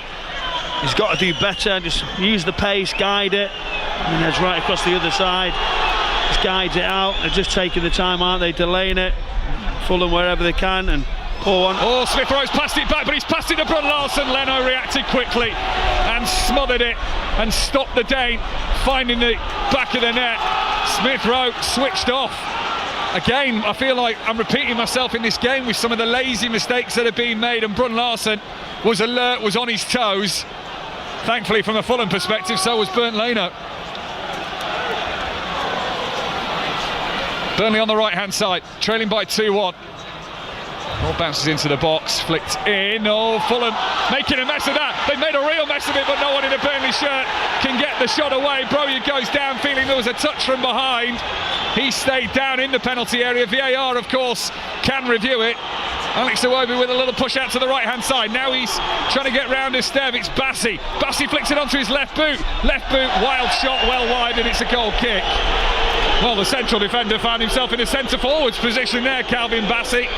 So at one end you've got him lying on his back, and at the other end you've got Broja claiming there's a possible penalty here. Was his legs taken away from him by Calvin Bassi coming in from behind as he tried to take on the shot? What he's done is he's stepped in front of him, so from Broja he's thinking, right, he's been caught, he's staying down just for them to have a little look at the situation, but it's not. Then Bassi darts forwards, incredible run, comes in the left-hand side of sort of the space and then drives into the penalty area, tries to hit it left-footed. It's awful, isn't it? From absolutely brilliance to the sublime, and you see the disappointment, but what a run. He started in his box. Look at him now, he's sat down almost on the turf, he's getting a breath. The nosebleed from going that far forward. That said, he has scored in this game, Calvin Bassi, as we watch replays of Brun Larsen hitting the chest of Bernd Leno in the Fulham goal. So we've had 11 minutes of the second half, played at a good tempo, chances at both ends for both sides, and Fulham still leading 2-1. Do you know what, when you look at that chance, Brun Larsen, he's got to score. His execution, his angle of approach, Emile Smith Rowe with the back pass is poor. Goalkeeper puts pressure on. He's got to score. It's an awful finish. Does it just look like a striker who's out of form without a goal this season? He's got to score. It's not even... you get chances like that, one-on-one, it's a gift. 5 Live Sport, live from Turf Moor. That's the voice of the former Premier League midfielder Michael Brown, watching one of his former clubs in Fulham winning as they are against Burnley. It is Fulham on the attack as well, with pace in their boots. Chukwueze has Robinson outside of him. Chukwueze has found Harry Wilson. Wilson, brilliant goal, bends it around the goalkeeper into the bottom left-hand corner. Harry Wilson is at it again for Fulham. He celebrates with his arms aloft in front of the Fulham fans. They're pulling clear of the relegation zone. Burnley further in the mire, and it's looking like 7 defeats in a row for Scott Parker's side. 57 minutes played. Burnley 1, Fulham 3. Oh, the counter-attack is it's really quick, it's clean, progressing with intensity, and everybody's running to get a piece of it. And that's the difference when you go quickly, the overlap, Robinson down the left-hand side, and then Chukwueze's just waiting. Wilson's joining right away the other side.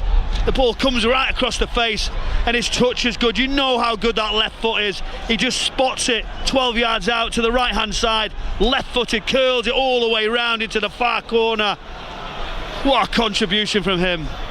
3rd goal in his last 4 games. Tidy finish from Harry Wilson on the Fulham counter-attack. Esteve was not close enough to him, and he found the angle, he found the shot, and there's a huge double fist clench in celebration from Marco Silva, who hugs his backroom staff as well. It feels like a big goal for Fulham. There were boos from the Burnley crowd when that goal went in, and for all their hard work in the second half, the opportunities they have created, Burnley are now 2 goals behind Fulham. That said, here is Brun Larsen, a step down to the left-hand side of the penalty area. He tangles, there's 2 players down on the floor. Referee's not going to give Burnley anything from that, and has a little bit of sorting to do. I think he's waving the medics on here, the referee. Do you know what? He's hitting the ground like he's really, really hurt, like it's a bad one. Why would he react like this? He's holding his head, he's asking for something. The referee goes over to assess it. Medical team's slow to get on and to have a look at it. But it's a strange one. When someone does this as a player, you've got to get them on quicker. You've got to say, do you know what, I can't take the risk. The official has done, but, you know, let's see what comes of it. Michael Oliver is the referee. In VAR is Tony Harrington. Joachim Andersen has gone over to referee Michael Oliver, and almost implied that someone somewhere has had a hands across a throat. As he leans in, he's lent him with his elbow. He has caught the nose of Armando Broja, so perhaps a little understandable why the Burnley forward is down. He swings his right arm, that's what he does, swings his right arm right into his face, and it might be late and you don't see it so aggressive, but if he catches him plumb right on the edge, he's saying 100% it's a swing of the arm. Well, VAR can check if they want to give any further punishment. As I say, Tony Harrington will be watching on. At 8 o'clock tonight, we've got reports of top of the Premier League against the very bottom of the Premier League. Arsenal Wolves at the Emirates Stadium. We can bring you the team news with Sohail Sahi. Yeah, Mikel Arteta, the Arsenal manager, he makes 5 changes to his 11 who beat Club Brugge. They welcome back Saliba, Timber and Rice, with Saka handed the captain's armband. Rob Edwards, he's still searching for his first point as the Wolves boss. He's missing Bellegarde with a hamstring injury. Replacing him is Hwang, and there are 2 other changes to the team. Sohail, thank you. Regular reports joining 6:06 with Alistair Bruce Ball and Chris Sutton tonight. 08085 909 693 is the number you need to have your say on 5 Live. You can book your call now. With half an hour to go in this game, and from 7:30 those two will be taking your calls. Hearing from Liverpool fans, no doubt, as Mo Salah played his last game for the club as he got his final assist for Liverpool. 2-0 winners over Brighton today. He came off the bench to get that assist. Hugo Ekitike with both goals. Chelsea, I know Alistair wanted to talk about that after their win over Everton, and some of Maresca's comments. You can check them out on the BBC Sport website and app now if you want to. You can have your say there. As I say, they'll also be following Arsenal, Wolves, but maybe Burnley fans. Is this looking ominous for your side? Do you know what? He's had a go already as well, Ali, about Hartlepool United, my hometown club. He's got to ease off. I've already messaged him. It's a bad day. We don't want to hear too much about that, to be honest. Out of the FA Trophy, at home to a 9th tier side, I think he said. Yeah, but they had David Nugent, you know, come on, that big Nuge levels it up a little bit. Now Burnley could probably do with David Nugent at the moment. 3-1 down. Lyle Foster is coming off, as is Florentino, and Marcus Edwards is coming on, as is Zian Fleming, who has 5 goals this season, more shots than any other Burnley player, but all 5 of his Premier League goals have come away from home. Yeah, we know that. Let's see if he can produce something. But this looks bad, doesn't it, for Burnley? That gap. The reality of the Premier League can strike when you get towards Christmas. If you're not getting results in the form they're in, certainly a real sort of massive concern for Scott Parker. Bleak midwinter here at Turf Moor, and it will feel a lot bleaker tonight if they don't come out with anything from this game. They still have around about half an hour to change that, but they are 3-1 down against Fulham, who now have a corner on this near side, the right. Broja is allowed back on the field, having received treatment for that bloodied nose he received a few minutes ago. Short corner from Fulham, Chukwueze. Poor ball in from him. Burnley just belted that away. Anywhere will do in that situation, it would seem. Iwobi is able to mop it up as the ball runs over towards the far side. 5 live from Turf Moor this evening, one of 8 Premier League commentaries we're bringing you this weekend. That's why the BBC Sounds app is so important. You can flick across the radio dial. You'll also have Sports Extra 2 and 3 there. You can move between the games. Tomorrow, Sunderland Newcastle at 2 o'clock on 5 Live. On Sports Extra, you'll have commentary of Crystal Palace against Manchester City. Forest take on Spurs on Sports Extra 2, West Ham Villa on Sports Extra 3, all of those from 2 o'clock tomorrow. From 4:30 on 5 Live, it is Brentford against Leeds. Fulham back in action on Wednesday night in the League Cup. They take on Newcastle. You'll hear the second half of that game. Bringing you League Cup quarter-final action on Tuesday and Wednesday this week on BBC Radio 5 Live. More football than ever before. Ekdal out, forward down the middle. Zian Fleming a little flat-footed. And the ball runs on through for Bernd Leno away to our left-hand side. Yeah, I don't think he could do too much, actually. The ball's fizzed right into his feet, but it's a bit to the side of him. He tried to press higher now. Burnley are going to go after it, try and get something, salvage the ball. Here you go, forcing an error. Well, you can only imagine he takes this risk and it gets even worse, but you might as well go for it. Broja in on the left-hand side of the penalty area. And he ran out of room. Burnley fans behind that goal, close to the action, think there was a touch from Joachim Andersen. Referee said otherwise. Fulham goal kick. He wasn't pleased. He shows signs, doesn't he, of real quality. We mentioned how he's going to sustain a position in a team. Is it? Yeah, just catches it onto his shin. Good defending, actually. Good defending and good decision making from Michael Oliver. He got the right call on that occasion. 20 minutes gone in the second half. Fulham are leading by 3-1. Here's Ekdal just outside the centre circle, central position for Burnley. And just playing it across the back line for now. It's come back to Ekdal via Esteve. Lifted over by Tuanzebe. The fresh legs of Zemming will chase. He's clawing all over the back of Calvin Bassey there to try and get to the ball before it goes over the byline, but he can't.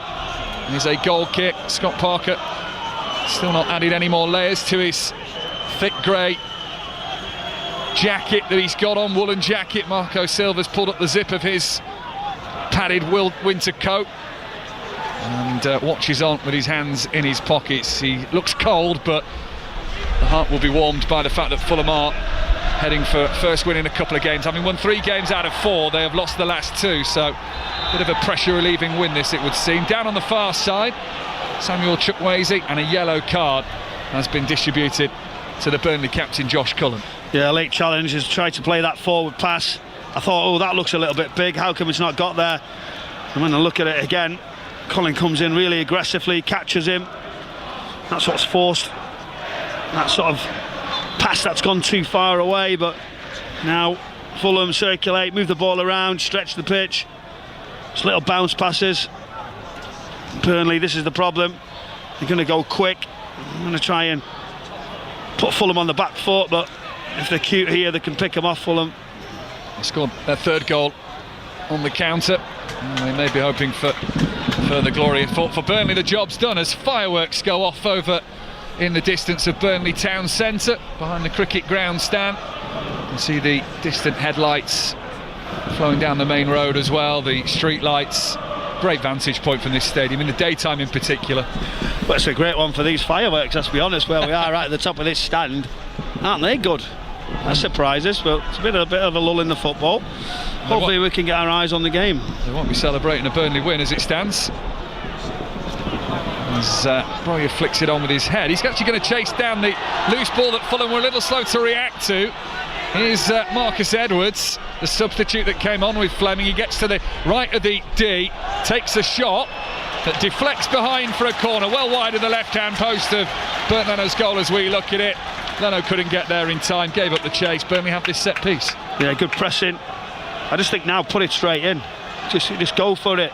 Letting everybody get set. Edwards does well, just trying to get that shot. Good defending. But now look how long they take. The momentum's going. Corner on the near side, left of Burnley's in-swinging delivery. Leno again chooses to punch, comes to the edge of the box. Edwards had a look to see if there was a route through the goal, but it wasn't a clear vision. He lays it off towards the right-hand side.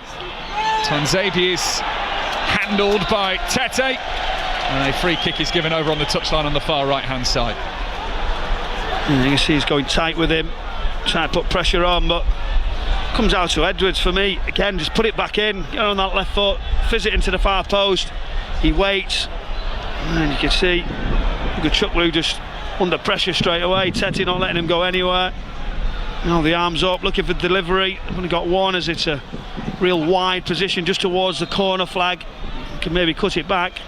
More tackles than anyone else in a Fulham team. Kenny Tete, as it comes to Cullen on the edge of the box. And it is well over. It's a real poor hit from the Burnley captain that probably sums up their evening. Promising positions, unable to take the chances when they fall. He was in acres of space. Fulham had everyone almost inside the 6-yard box. Comes to Cullen, digs under it, over it goes.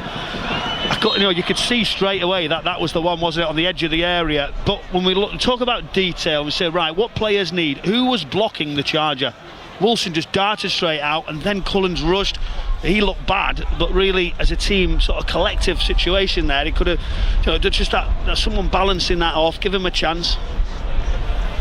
The wind has certainly picked up at the top of the James Hargreaves stand here at Turf Moor that looks over the Lancashire Hills and the former cotton town of Burnley, where you can still see some of the stonework chimneys that are still almost a reminder of the great industrial past this town has in East Lancashire.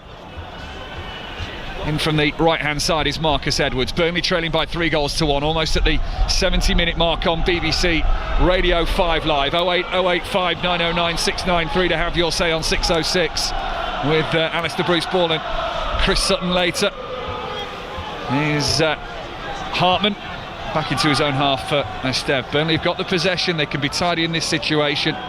It's just that moment of quality in the final third that they are lacking, and that's going to put them in further difficulty in the relegation zone. That said, they can find a goal in the next 10 minutes or so, the picture changes. Yeah, of course it does. You've got to keep believing, keep putting pressure on your opponents.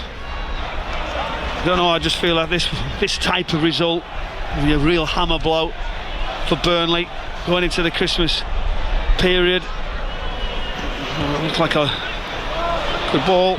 Over the top, Fleming on the stretch of the edge of the 6-yard box. It was ambitious, he couldn't get there. It goes behind for a goal kick. Yeah, diagonal pass was a good one. Just trying to judge the flight, Fleming, watching it all along, and it just ran away as he just checks his shoulder. It's just too late as he stretches, tries to just bring it back in on that far post. Bassett looks confident now. Look at him step forward there, away from the press. A good moment, aren't they? Fulham are saying, give me the ball. You can see all of them want it. Organisation now just saying, right, come on Burnley, step forward, and it's that next pass. Once the press here, they need to get even further forward, Burnley. And is Cullen on the chase, but just calmly between Iwobi and Bassey, and now Lena. They've just finding the right pass at the right time. Fulham, they're clicking. They've lost 8 of 15 coming into today, Fulham, on 3 of the last 4 occasions in the Premier League when they've lost 8 of their opening 15 games. They have been relegated, but this is a big win that will just take that chat away from Marco Silva's side. Burnley had 10 points from 15 games coming into today. There's a strong record of teams with that tally after 15 games of going on to survive and avoid relegation. 10 of the 17 teams in Premier League history that have managed that. Only 2 of the last 5 have gone down. So there is still hope for Scott Parker's side from a historical perspective, but almost at the midway point of the Premier League season, and it's looking difficult. Burnley have some difficult fixtures that come as well. Bournemouth, Everton and Newcastle are their next 3 before New Year. Fulham have Newcastle away in the League Cup on Wednesday, then they've got Forest at home and West Ham away before 2026 kicks in. He's throwing a Burnley on the far side, close to Scott Parker's dugout. He waves a left arm in the air, does the Burnley manager. Very rarely sits down for long periods in the game. Has been back to see the iPad a couple of times and see what tactical tweaks he can make with his backroom staff. Hartman on the left-hand side, midway inside the Fulham half. He plays the ball past Brun Larsen, not close enough to Broja, and that allows Fulham to get in again. And now Wilson, a little bit of pace from him, turning it inside to Iwobi. Fulham choose not to advance forward and have gone back to their goalkeeper. And the stiff breeze whips around Turf Moor once again. Empty seats quite plentiful across this stadium tonight. Not many have flocked to watch this game. Scott Parker had called on the fans. They did get behind their side in the first half, but since the 3rd goal went in for Fulham, it's gone a little flat. 17 minutes to go, Fulham leading by 3-1. Yeah, there's disappointment all around the stadium. There is some empty seats, far too many in a Premier League game, that's for certain. But we'll say, well, we need more from the team, we need more. It's hard to watch, it's difficult. Well, it's a collective, isn't it, from the whole football club to keep driving, to keep giving everything. It's going to be a battle right till the end, we know that. Chicken and egg situation, isn't it? The fans will come if the team's playing well. If the team don't play well, the fans won't come, but Well, you have the viewpoint, you come every single week, because that's your team, that's the other. Here's Edwards, it bypasses Cullen, who'd made an advancing run, won't get to Broja. That's from the right-hand side. Here's Burnley again with Marcus Edwards, just his second Premier League appearance of the season for him, coming off the bench. Right corner of the box, he plays a lovely little reverse pass into Brun Larsen. Again, it just falls short before it finds Broja, so he still can't get his chance to get his first Premier League goal in 36 games. Good winning of the ball back from Burnley. Esteve on the left-hand side. Ugochukwu was down after he played the ball forward, I think, and the referee thought there was a bit of theatrics in there from Leslie Ugochukwu, so doesn't blow the whistle. Ugochukwu looks back towards the referee, wanting a bit more of an explanation from Michael Oliver, but the referee's not interested, and Fulham have got across the halfway line. Wilson flicks it over his shoulder aimlessly. Cullen, and now here's egged out to Tuanzebe. He could have got caught, didn't he? He was desperate to say he did. He wasn't pleased, and actually if he come back near him, that was the one where he would have given a foul away. He thought he would have made a sort of a strong challenge. He got himself in trouble. Stooping header away from Anderson as the ball was aimed for Brun Larsen. Fulham in possession midway inside their own half on this near side, the right, in those lime green shirts, the shorts and socks that are of the same colour. Burnley in claret from right to left in this second half, are trailing by 3-1. A fourth for Fulham here, might just seal it all off. It's Chukwueze on the pullback, no one in a green shirt there. Oh, Burnley's touch is heavy. Wilson, smash goal bound by Robinson on his return, and he sent that rocketing over the crossbar. He put everything behind it, Anthony Robinson, if anything too much behind it, and Fulham won't have their fourth just yet. They lead 3-1. Yeah, Chukwueze just tries to get to the byline, pull it back. He overthought it rather than just fizz it across, but then between Cullen and Ugochukwu, they left it right in the path, didn't they? Robinson stepping forward 12 yards out. He's got to hit the target. You don't know what you're doing. That's the message from these Burnley supporters. I mean, it was a bit different last season, was it not? It certainly was. Football is a fickle game and things change quickly. Change for Burnley. He's going to see Jakob Brun Larsen come off. So still no goal this season for him. Jaden Anthony is his replacement. He's played in every Premier League game this season, starting 13 of the 16. This is only his third one from the bench. He has 4 Premier League goals, but hasn't scored since September. He's on a 9-game run. Oliver Son is also onto the field in Scott Parker's latest tweaks to his team. So he certainly has the numbers up front. He's not limiting himself, the Burnley manager, in that aspect, but they've got to knit together, they've got to find the right ball, and very soon they're going to have to score. Yeah, they've got to.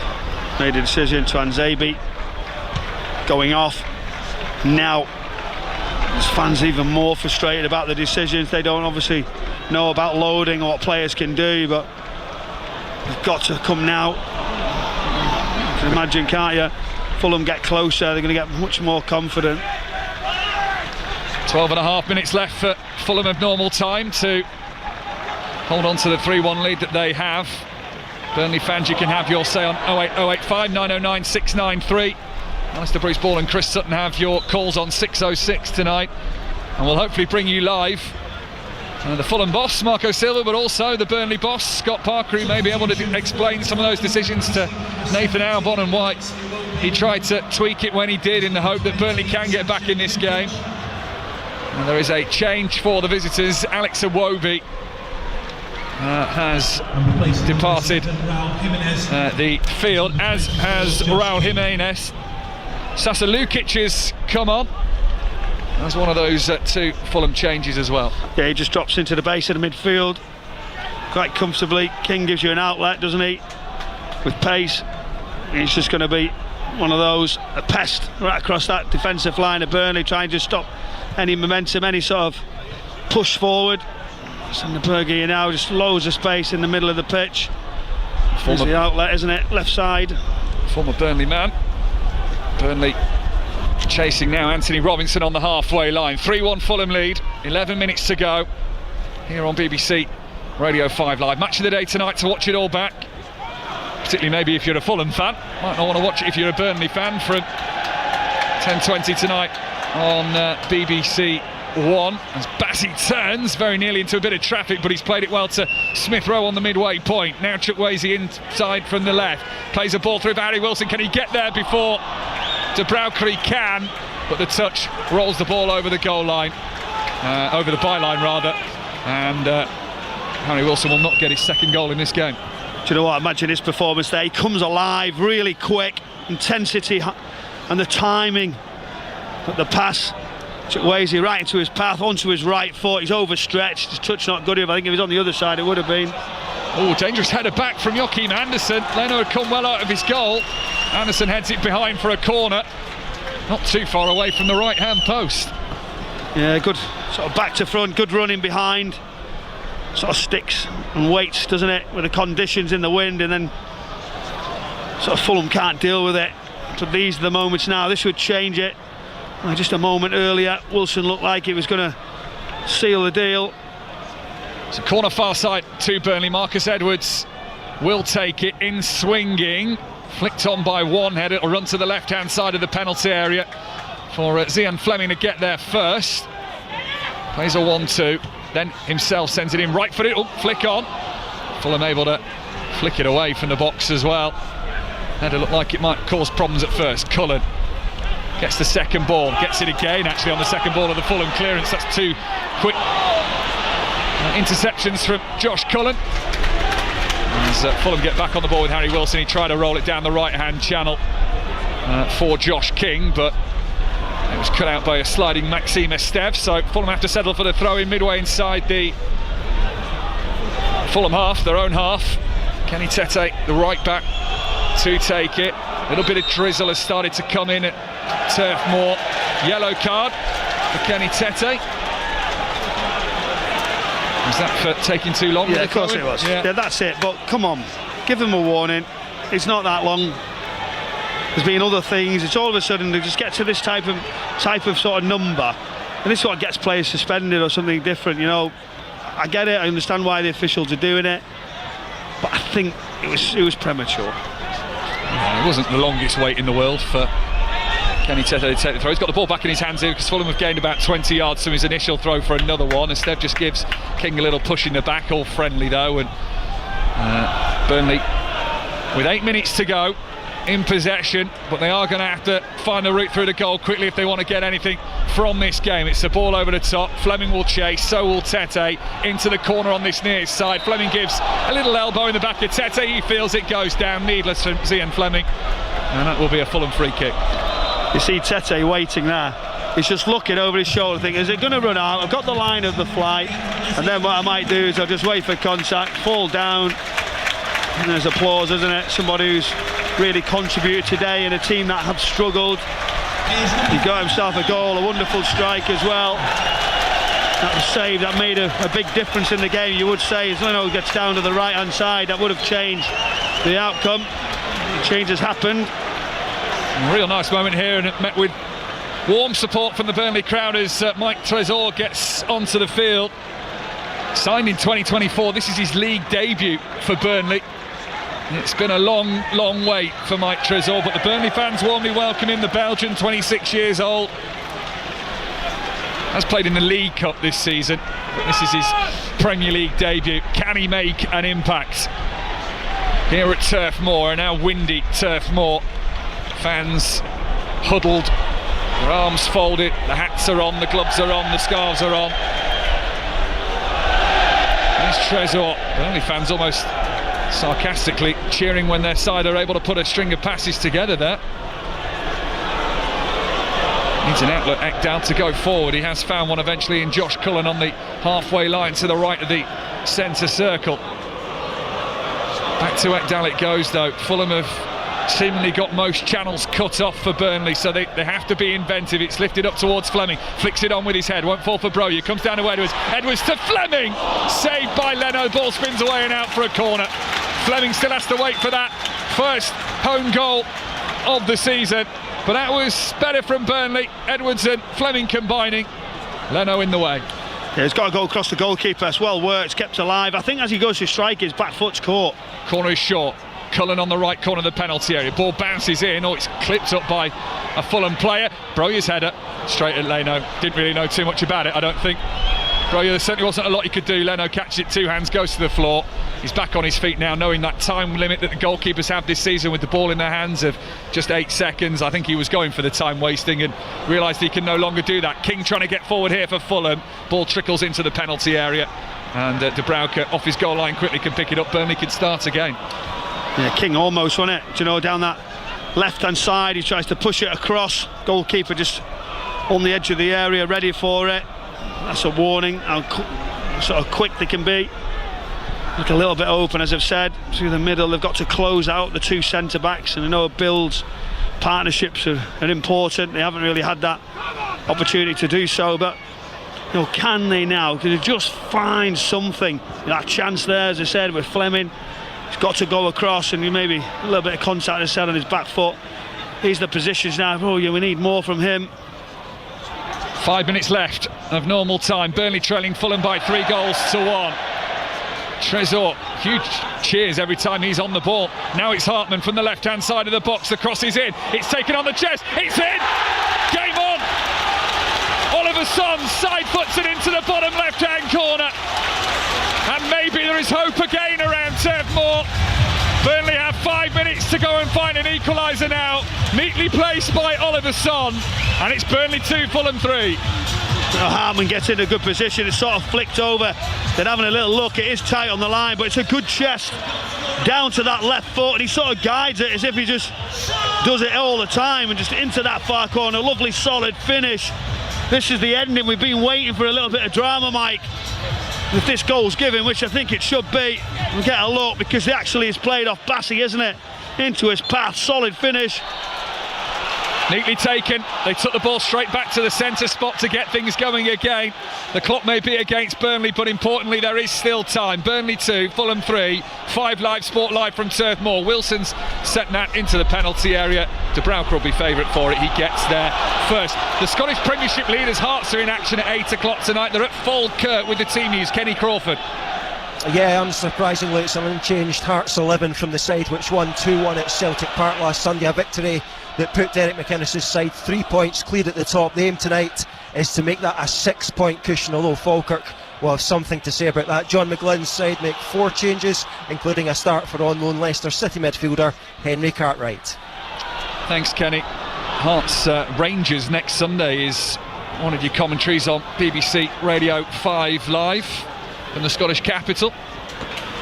Esteve's got to get to the ball first before Harry Wilson flicks that across his back line. It is a first time hit from Quincy Hartman. Cullen onto the second ball, brought down to the floor. Here's Marcus Edwards. Burnley go back to De Bruyne. Yeah, they do. I can't believe you're plugging your own game next week, but that's fine. That's okay. We'll allow that. You're getting a little trip out. But now this ending, this has opened it right up. Burnley are going to keep going. Fulham have sort of put themselves under pressure, not defending the crosses. Yeah. Broya tries to turn, Sander Berger quickly onto his case, emerging away is Chuck Wasey. He plays it to the halfway line, but Esteve intercepts it in front of Harry Wilson. 2.5 minutes to go. Burnley only a goal behind now, chasing that equaliser. Fans that may have thought about leaving have suddenly stayed to carry on and support their team. Away it goes from the left back position from Anthony Robinson. Ekdal steps in, claims there was a touch there first. There was. Fulham are going to make a double change as well.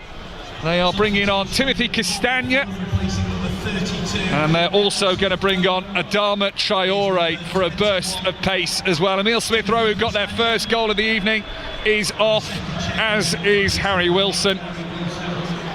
Timothy Castagna, who turned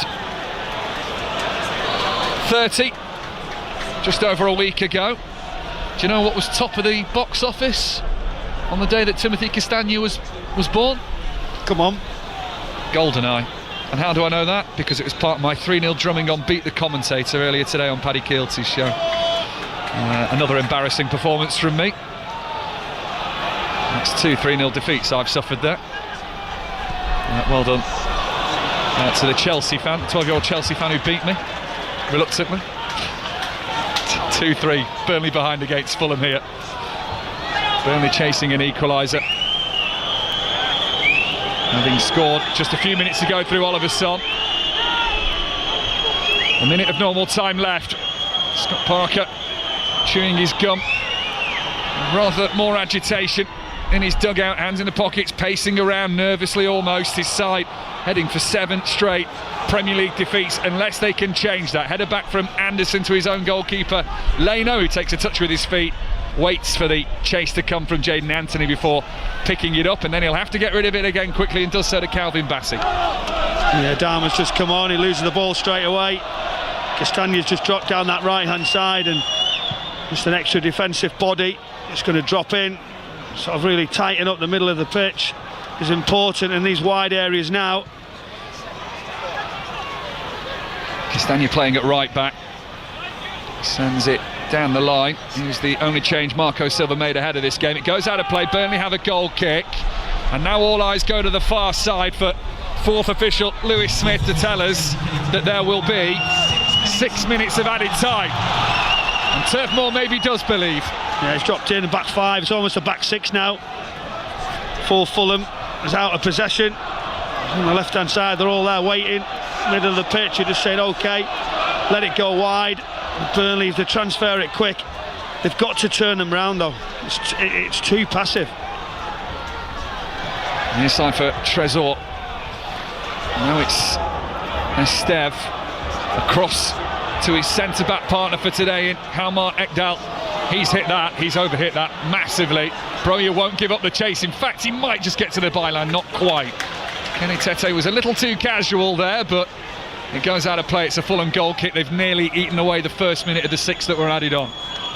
Yeah, it was a poor ball though. It's diagonal to nowhere. So like I said to you, if they're going to turn him round, well, so make sure someone gets on the shoulder, get your wide player up to support, and then say, right, we're going to jump it into a corner. We're going to try and turn just a little bit of a set piece or something to give us a chance. It's a long time though, isn't it, with that added time.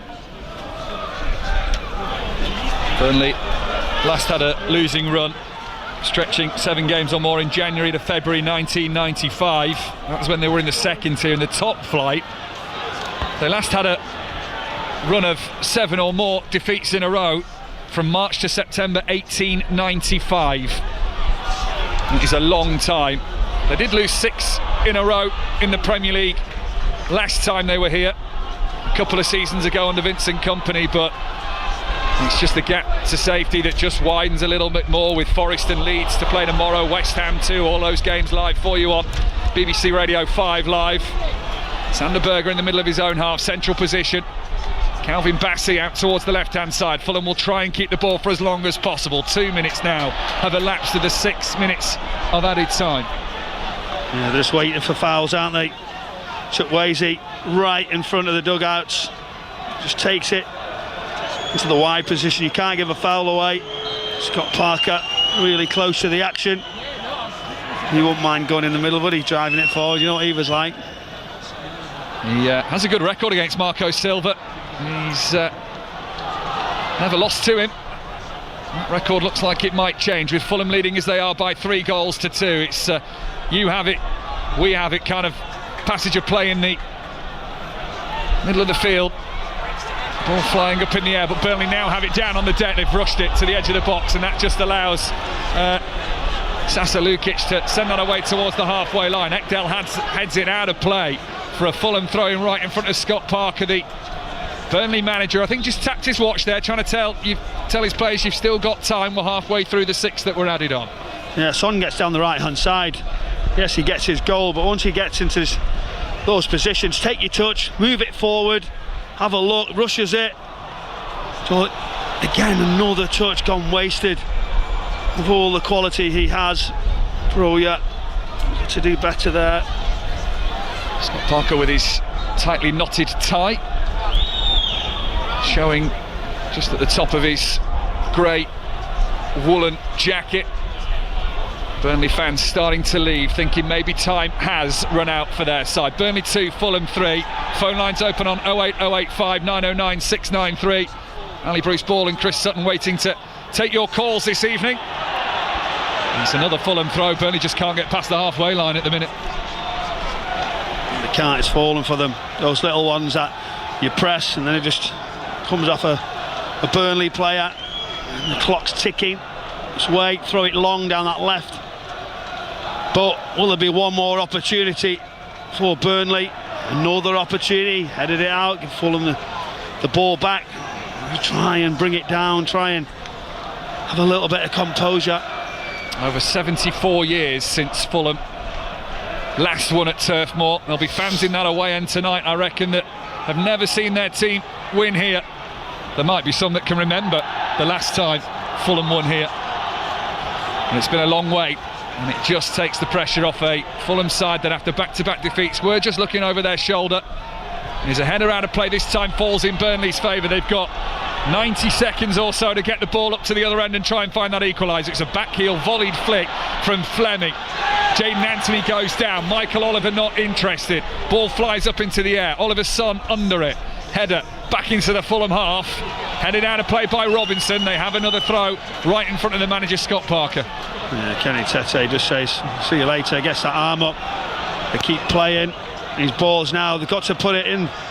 Another waste. It's honestly, they've got half a chance to put it into good positions. I think they're going to rely on the long throw here. Well, Jaden Anthony heads over towards that far side. Burnley's right, they're going to get one shot at this, you would imagine. Maxime Esteve in front of Bernd Leno will try and distract the goalkeeper. In fact, it's a short throw. Oh my goodness me. Jaden Anthony threw that Marcus Edwards. The touch was terrible. It's gone out for a throw-in on the far side, this time to Fulham. Well, that's as bad as it gets, doesn't it? That just emptied the stands all around us. And again, it's the quality of the throw. Onto his volley, not a little bouncer. Should he deal with it better? Of course he should. Nobody actually went for the short one, did they, regards to Fulham? They were that far in, expecting the long throw. The slow trudge back through the terrace housings of Burnley that surround Turf Moor.